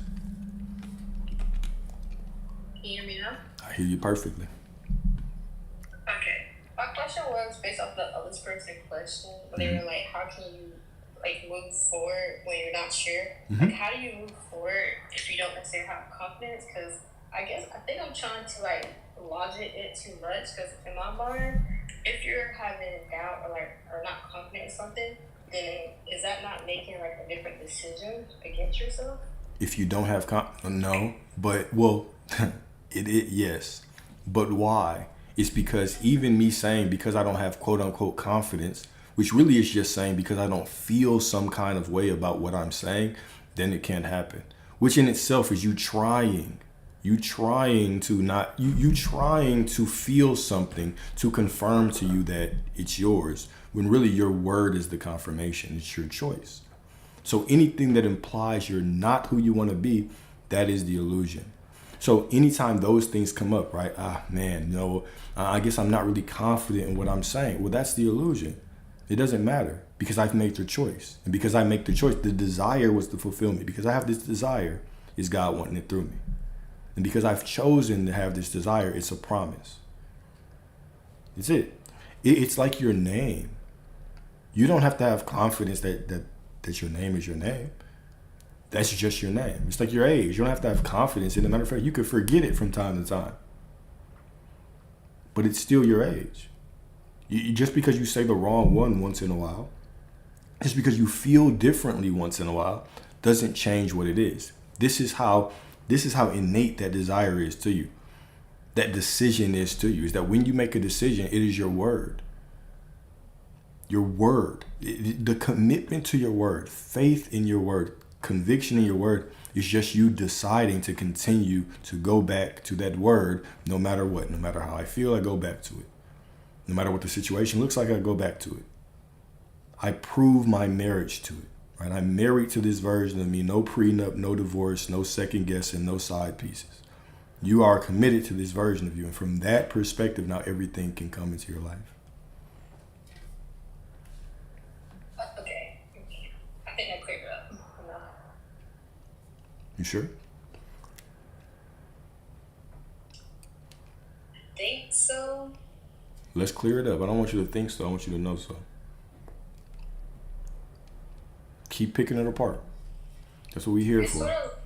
It's sort of like earlier when I was saying like how can you like move forward, like if you don't have confidence then you fall back on your faith in God. It's just like if you're in a situation where the stakes are high and it's like you can't really, see necessarily like a way of how things are going to work, then it just sort of confuses me. Like when people say, I get the whole you don't have to necessarily feel it 100%, but I think I'm still stuck on being like, if you're in a situation like going through like a dark tunnel, it's like yes, you know that the light's at the end of the tunnel, but as you're walking through it, like how do you?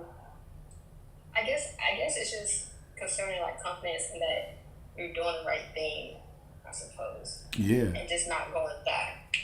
Yeah, I understand that question. I empathize with that question because I've been there too. The only way to get past that whole thought of am I doing the right thing, is I'm going to sound like a broken record when I say this. But you tell me, what is the right and the wrong thing? Yes, that's another thing. I know there's no wrong answer, and it's just been going back and forth. Yeah. So even go beyond that, right? So if there's no right and wrong answer, then it's all your choice, right?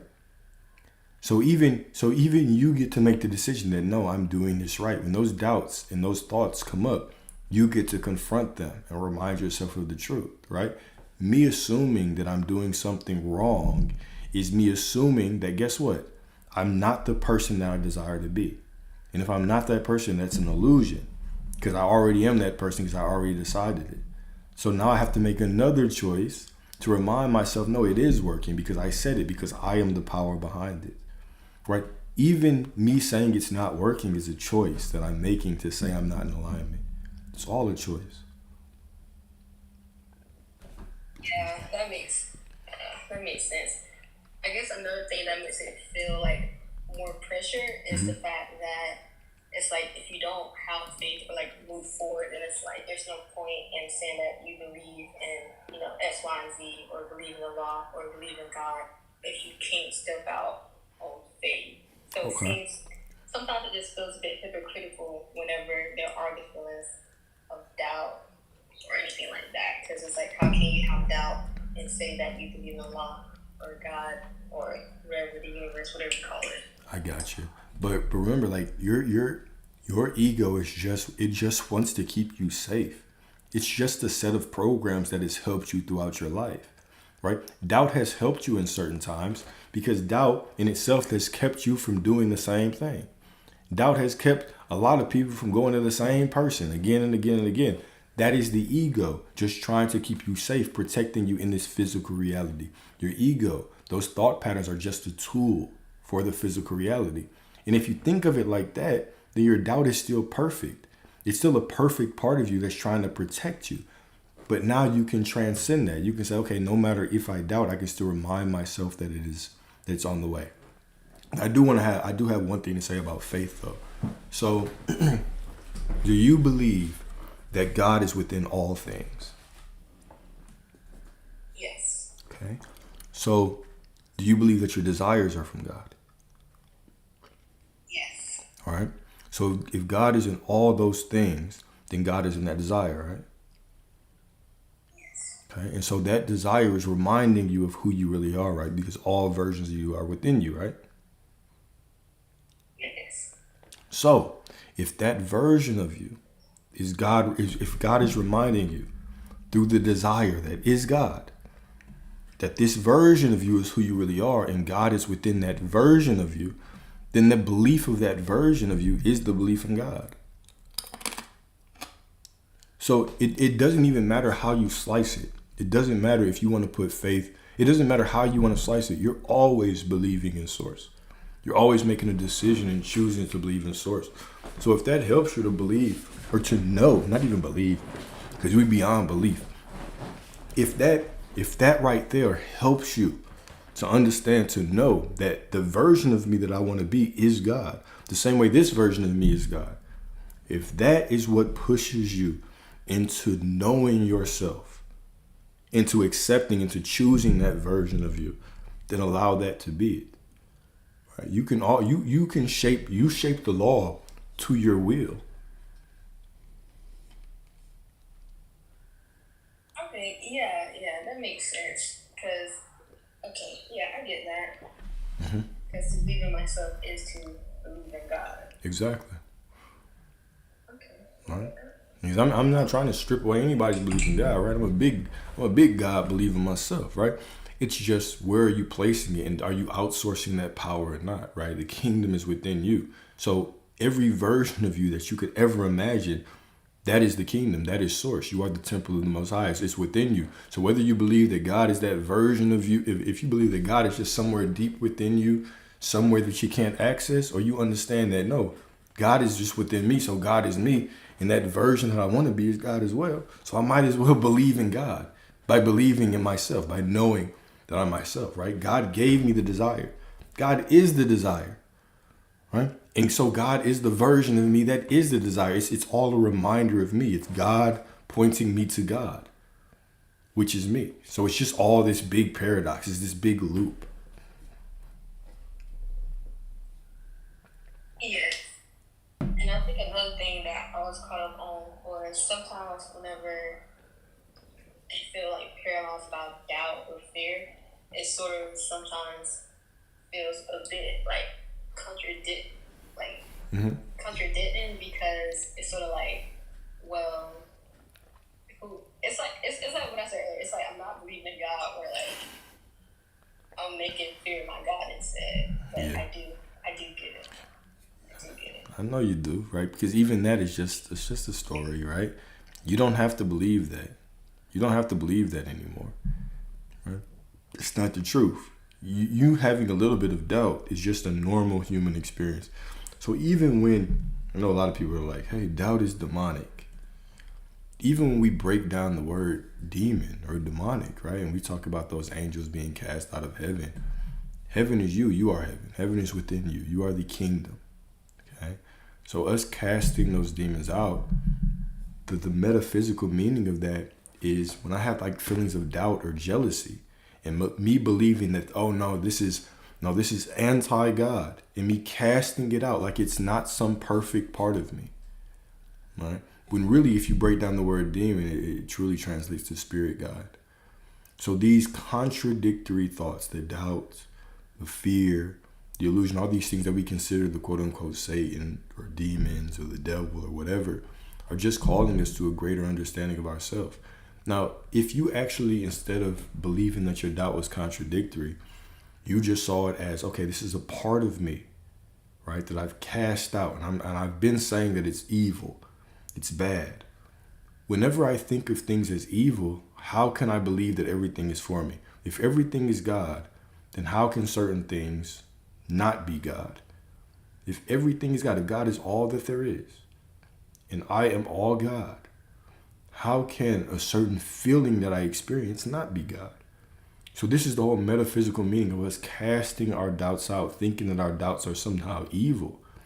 When if I really just question, what do I have to believe to be true to feel this doubt? I would realize that it's just an illusion. And just by me putting my awareness on it and questioning it, I take away the power. So now I can replace it with another story. Yeah, the ego might doubt because it hasn't seen it. It hasn't seen what I want in reality yet. So it's normal for the ego to do it because the ego likes certainty. It likes predictability. It likes to know. And that's fine. Right? But now I can remind myself of the truth. Though I have the feeling of doubt, I don't have to worship it. And I don't have to run from it because the promise is already made. The promise between you and Source, that acceptance that you're already the person you desire to be, it's irrevocable. You can't take it back anyway. Right? So it's still perfectly unfolding. This doubt is just a perfect stepping stone on the journey for me to confront myself and get a deeper understanding of myself.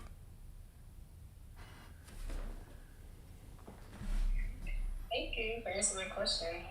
Absolutely. And that pretty much clears it up. And again, I think I already knew everything. It was just like sometimes I just Yeah. too logical with things. Yeah. But yes. That's what I'm here for, man. That's what I'm here for. Okay. I appreciate you, man. You have to kick me out. I don't know. I got you. Thank you, Goddess.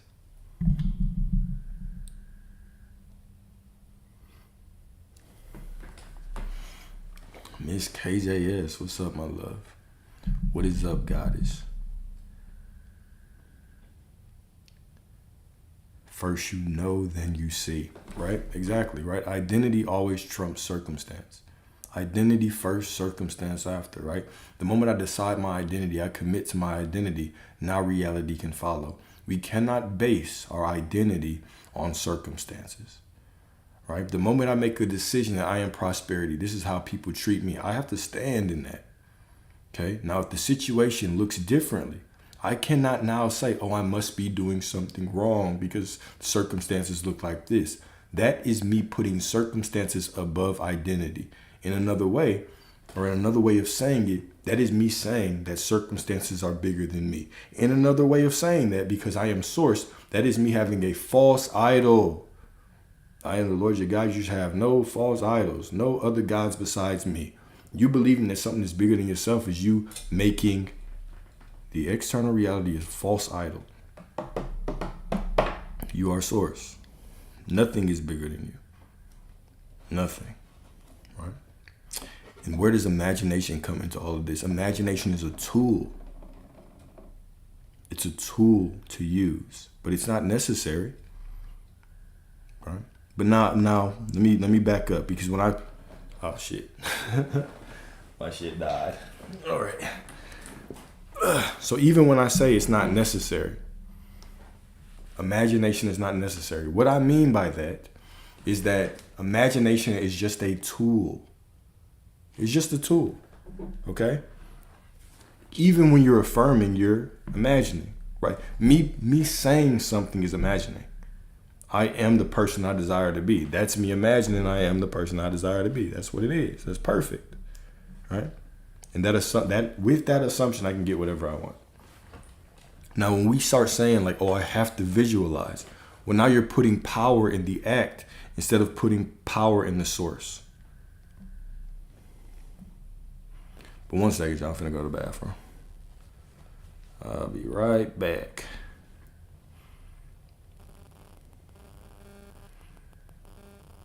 TikTok has a new feature out, and you need to start using it Whoa, today. TikTok.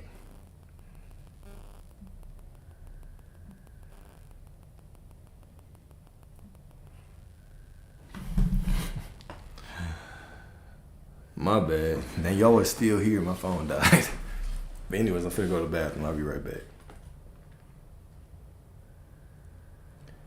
My bad, y'all. I'll be right back. Be right back.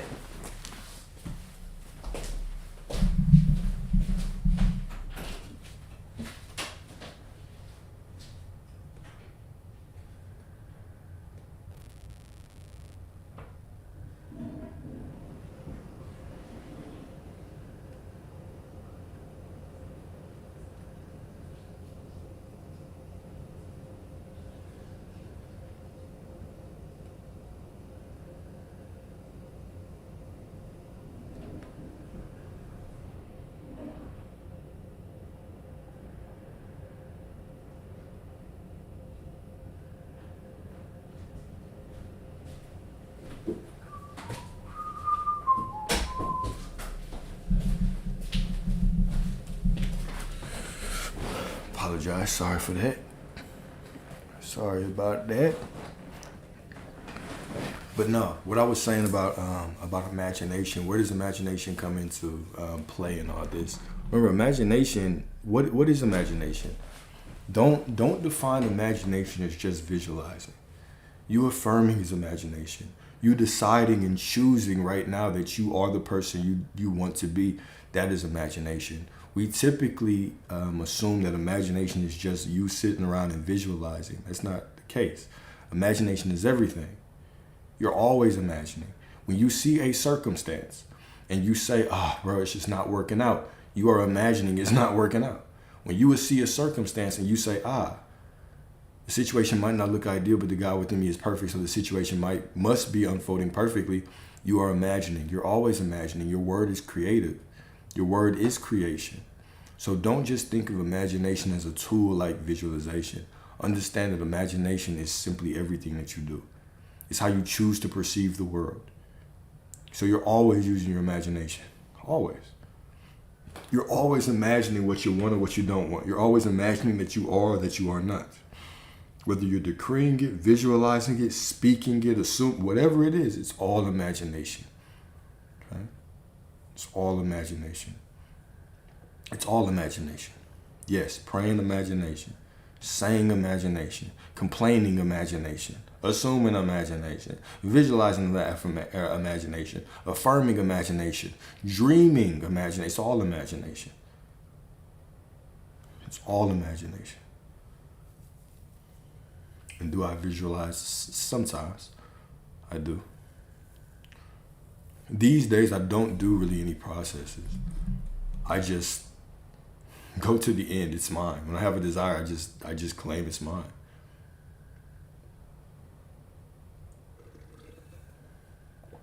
Yeah, life is imagination, right? Okay. So think about it like this, y'all. If you do not have a memory of the people closest to you, if you lose your memory of them, who are they to you? Who is your mother to you right now with no memory of her? She's nothing, right? What gives her meaning? What makes her special? What makes her beautiful? What makes her the love of your life? It's the story you're telling about her. What is that story? That story is imagination. Whether you perceive your past to be real or not, that's imagination. It's all imagination. Your story is pure imagination, right? That's what you are. It is what you are. Life is all imagination. It is easy. It is easy. Exactly. It's a story that we keep telling ourselves. Like, let's talk about y'all's SPs. Who is your SP? Now take away your memory about them. Who are they? How beautiful are they without you? Who makes them special? Who makes them perfect? Who makes them divine? Who makes them the love of your life? Nobody else, right? It's a story that you're telling about them. It's just simply your imagination. So everything is imagination. And you get to change your imagination in every moment. Every moment you're walking through reality with your imagination doing stuff. Like the situation, when you walk into a room, I want you to really think about this. When you walk into a room, when you walk into a circumstance, everything is meaningless. But maybe before you walked there, you were thinking of how it might be. When you got in there, you got a hint, oh, this room, people might be talking about me when you walked in it. You're just constantly telling these stories as you're going through life. Life is just a big story. It's just imagination. Without you, life means nothing. You are the God who brings purpose and brings meaning into every room based on your imagination. It's all you. All you. Right? And so right now you have a choice. Right now you're in a blank slate. You get to choose what the story will be moving forward. Is it going to be a story of beauty or a story of pain? A story of beauty or bitterness, right? A story of prosperity or lack. A story of achievement or failure. You always get to choose, no matter what the circumstance looks like. You have final say-so. It's meaningless without you. Before you say anything about any situation, it's just a blank canvas.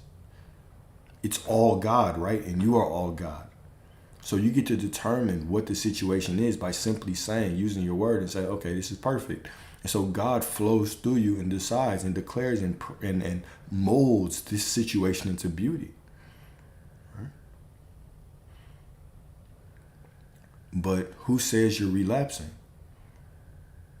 Who says that you're relapsing? Who says that when you make a decision, like, how can you make a decision right now and relapse to something else? Who's telling that story? Isn't that just imagination? I'm trying to expand your mind with this, right? Trying to expand your mind with this. Expand your perspective. What do you mean you relapsed? and you go back to what you were before, how could you go back? You're always pretending to be something. So in this moment, you're pretending to be somebody who relapsed and went back to something. No, you're absolutely perfect right now. You've always been perfect. Therefore, you've always been in alignment. No matter what you've been thinking for the last 5-10 minutes, who I am right now overrides everything. It's like me saying, oh, I've been manifesting for 5 months and nothing's changed. Well, of course nothing's changed, because right now, I'm affirming that nothing's changed. It's not about staying present, y'all. When have you ever lived anywhere besides the present moment? When have you ever lived anywhere besides the present moment? When have you ever lived in the past?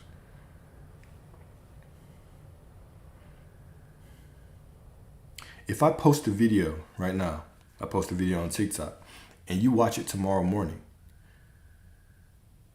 when are we sharing our experience? It's in the present moment, right? Whatever you do is in the present moment. So when you're saying, how can I be present? What are you saying? What are you really asking? How can I be present? You saying, how can you be in your body? How can you not think about the past and the future anymore?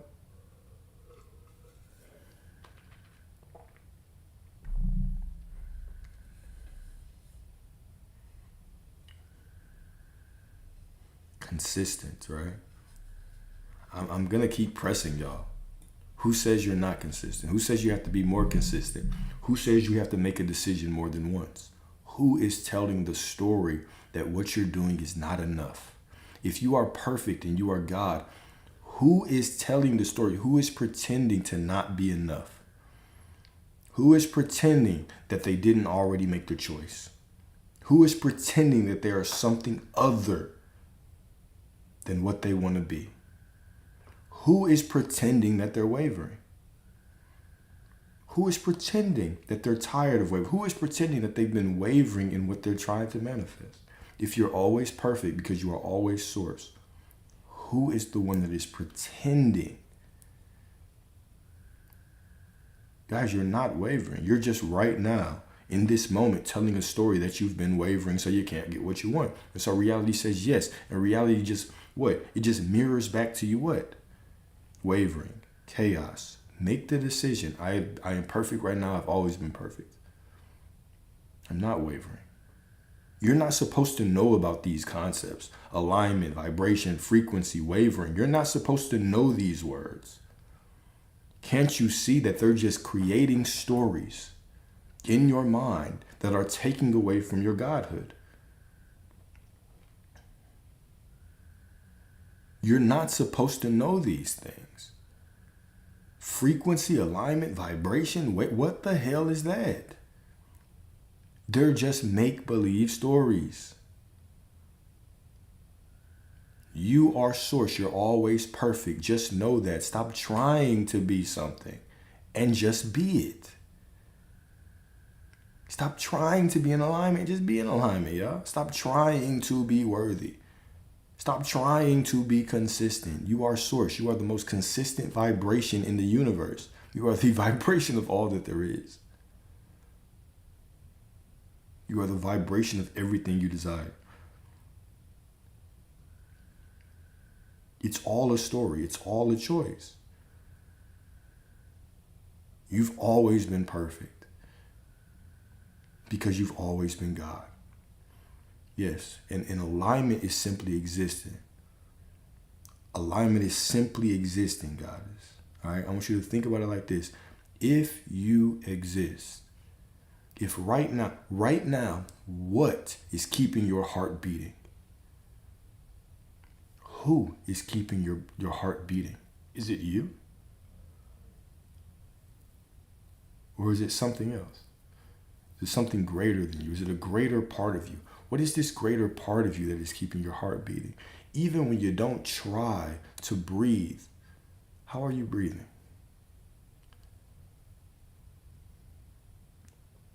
Right now, if you took a microscope and you went deep in your body, you would see chaos, right?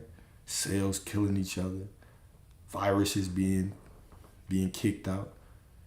Some of y'all might have parasites, whatever the case may be. I'm just playing. I ain't gonna speak that over you. Ain't nobody over here with parasites, all right? So all these things might be going on within you. But on the surface level, you look perfect. You're not controlling all this. What has such a vested interest in you? What loves you so much that it's taking care of you?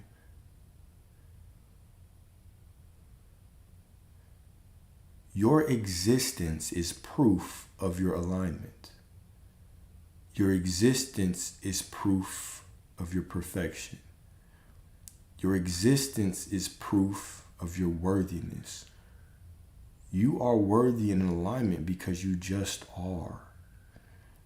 You exist. Your heart is beating. You're breathing. Your eyes are open. You can sleep, you can eat, you can speak, you can say you have a name. This is all proof of your worthiness. To align with something, we go beyond belief. We know. How do you know? To align with something, how do you know? The moment you stop trying to be source. The moment you stop trying to be in alignment. The moment you stop trying to be in alignment with something and you just know that you are everything and your heart is beating, therefore you are in alignment with everything. This is the moment you can start living the life that you want. There's no power in your striving. There's only the affirmation of lack. You striving to try to be in alignment with something is you just affirming that right now you don't think you are. Go beyond that striving. Just know your source. And from that, knowing everything that you do is perfect. You are perfection. You are God. And if you are God, you're in alignment with everything. The only thing that is keeping you from the prosperity, from the love that you desire, is you just refuse to believe you're already that person.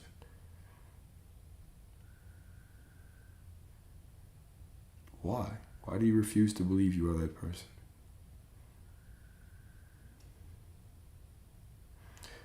Let's do an exercise. Drop your awareness right now into your body. Okay, take a deep breath. Drop your awareness into your body and just feel your energy.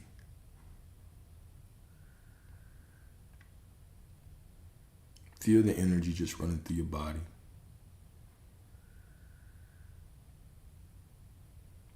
And just feel that you are love. Why are you love? Why are you love? Because you exist. Is your heart beating right now? Then you are loved by something that has an interest in you to stay alive. You are loved by an infinite presence. The same presence that's holding the stars in the sky or in the firmament, whatever you believe, is the same presence that has a vested interest in keeping you alive. How could you not be worthy? You are absolutely loved. You are beyond loved. You are love itself. The fact that you can feel anything is proof of this. When you feel doubt or anxiety or fear, or you get to running off in the mind, go back to this place. Go back to the present moment. Go back to the knowing that because I have breath in my lungs and blood running through my veins and I have a heart, really it's the lungs that's pumping, or I have a heart that blood is flowing through, I am in perfect alignment. When you're feeling that doubt and you want that prosperity, go back to the present moment, because when that prosperity unfolds in your reality, when will you experience it? When will you enjoy it? It's in the present moment, right? It's right now. Right now is when you are going to experience it. Do you understand that? This is what I mean when I say everything is happening right now. Everything. Right now. When that love of your life walks in and looks you in the eyes, tells you that you are the one they've been waiting on their whole life, when will they do that? It's right now. Enjoy right now. Understand that all of the love that you desire is right now. All the prosperity you desire is right now. It is all right now. Your power is right now. You've never lived anywhere else. Enjoy it. Feel it. Love yourself right now. Know yourself as love right now. If you're feeling pain right now, show up for yourself. The same way that you'd want someone else to show up for you. Sit with you. Acknowledge that this is a perfect feeling within you. It's a perfect part of the perfection that you are. Feel it. Don't try to control your thoughts in the moment. Let your thoughts do whatever. Understand that you're perfect regardless. Know that you are perfect no matter what you feel. Know that you are perfect no matter what you think.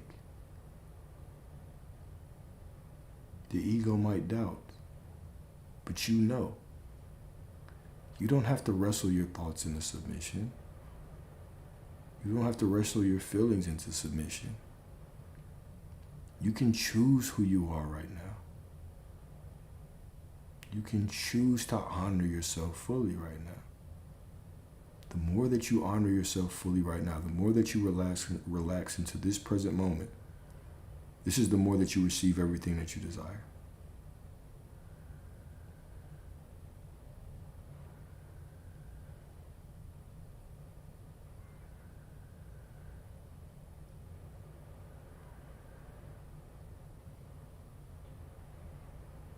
That's all I had.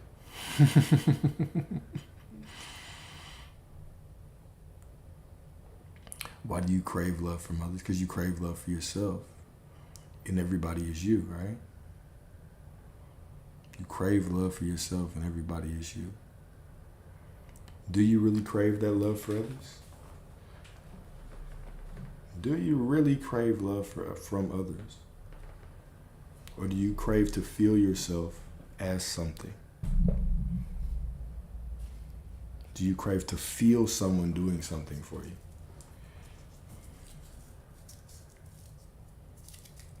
Do you crave to feel something right now? To know something right now? To be something right now?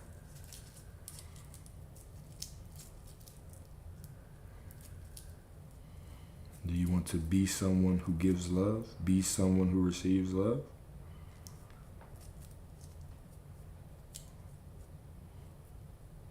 The hot and cold behavior is just a story. Yeah, it's just a story. And oftentimes it's a manifestation of your confusion. You not making a choice on what you want, right? If I don't make a choice on what I want, I'm hot and cold. If I'm going back and forth, one moment I'm saying, I want this person. The next moment I'm saying, I don't know if they're going to come back. The next moment I'm saying, is God going to give me it? Maybe I want something better. Maybe it's denying me for something better. All of that confusion, my refusal to make a choice, it's just me embodying confusion. And so reality becomes confusing as well, and it gives me hot and cold behavior. It's all me. And that's one reason, right? That's one analogy. And I keep going back to that because that's the topic of this discussion.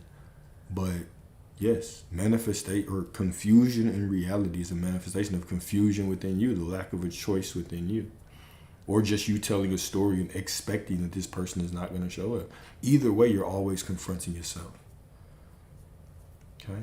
Either way, you're always confronting yourself. You are always choosing who you're being right now.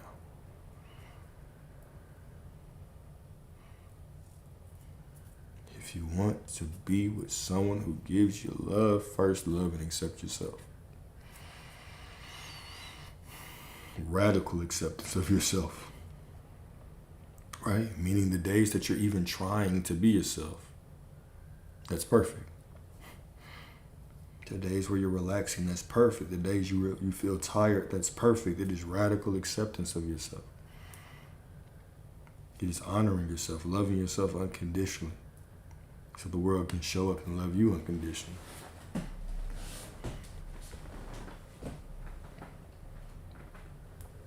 Yeah, it's the same way about anything. And I don't mean clarity. I don't mean clarity in the sense of like, you have to know a specific thing. Okay, I just mean clarity. And when you make a choice on what you want, you can feel doubt, but you keep going back to the story. You keep going back to the knowing of who you are.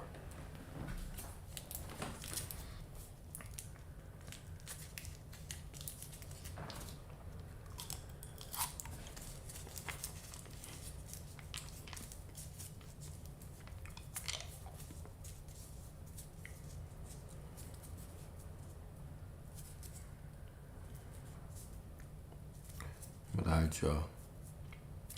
Getting a little tired. Gotta wake up early, get ready for the market.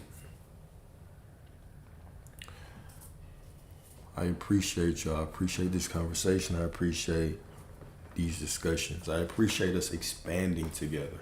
All right? Your boy's about to go to sleep. I'm saying, I'm finna call somebody right now and flirt. I'm gonna call my favorite person right now and flirt. But I appreciate y'all. Y'all have a beautiful, beautiful evening. Probably same time, maybe same time, maybe in the morning, but definitely sometime tomorrow. All right, talk to y'all. Remember, you're not trying to be anybody. You already are everything you desire to be. Everything. Okay. Y'all have a beautiful, beautiful evening. And until next time, peace.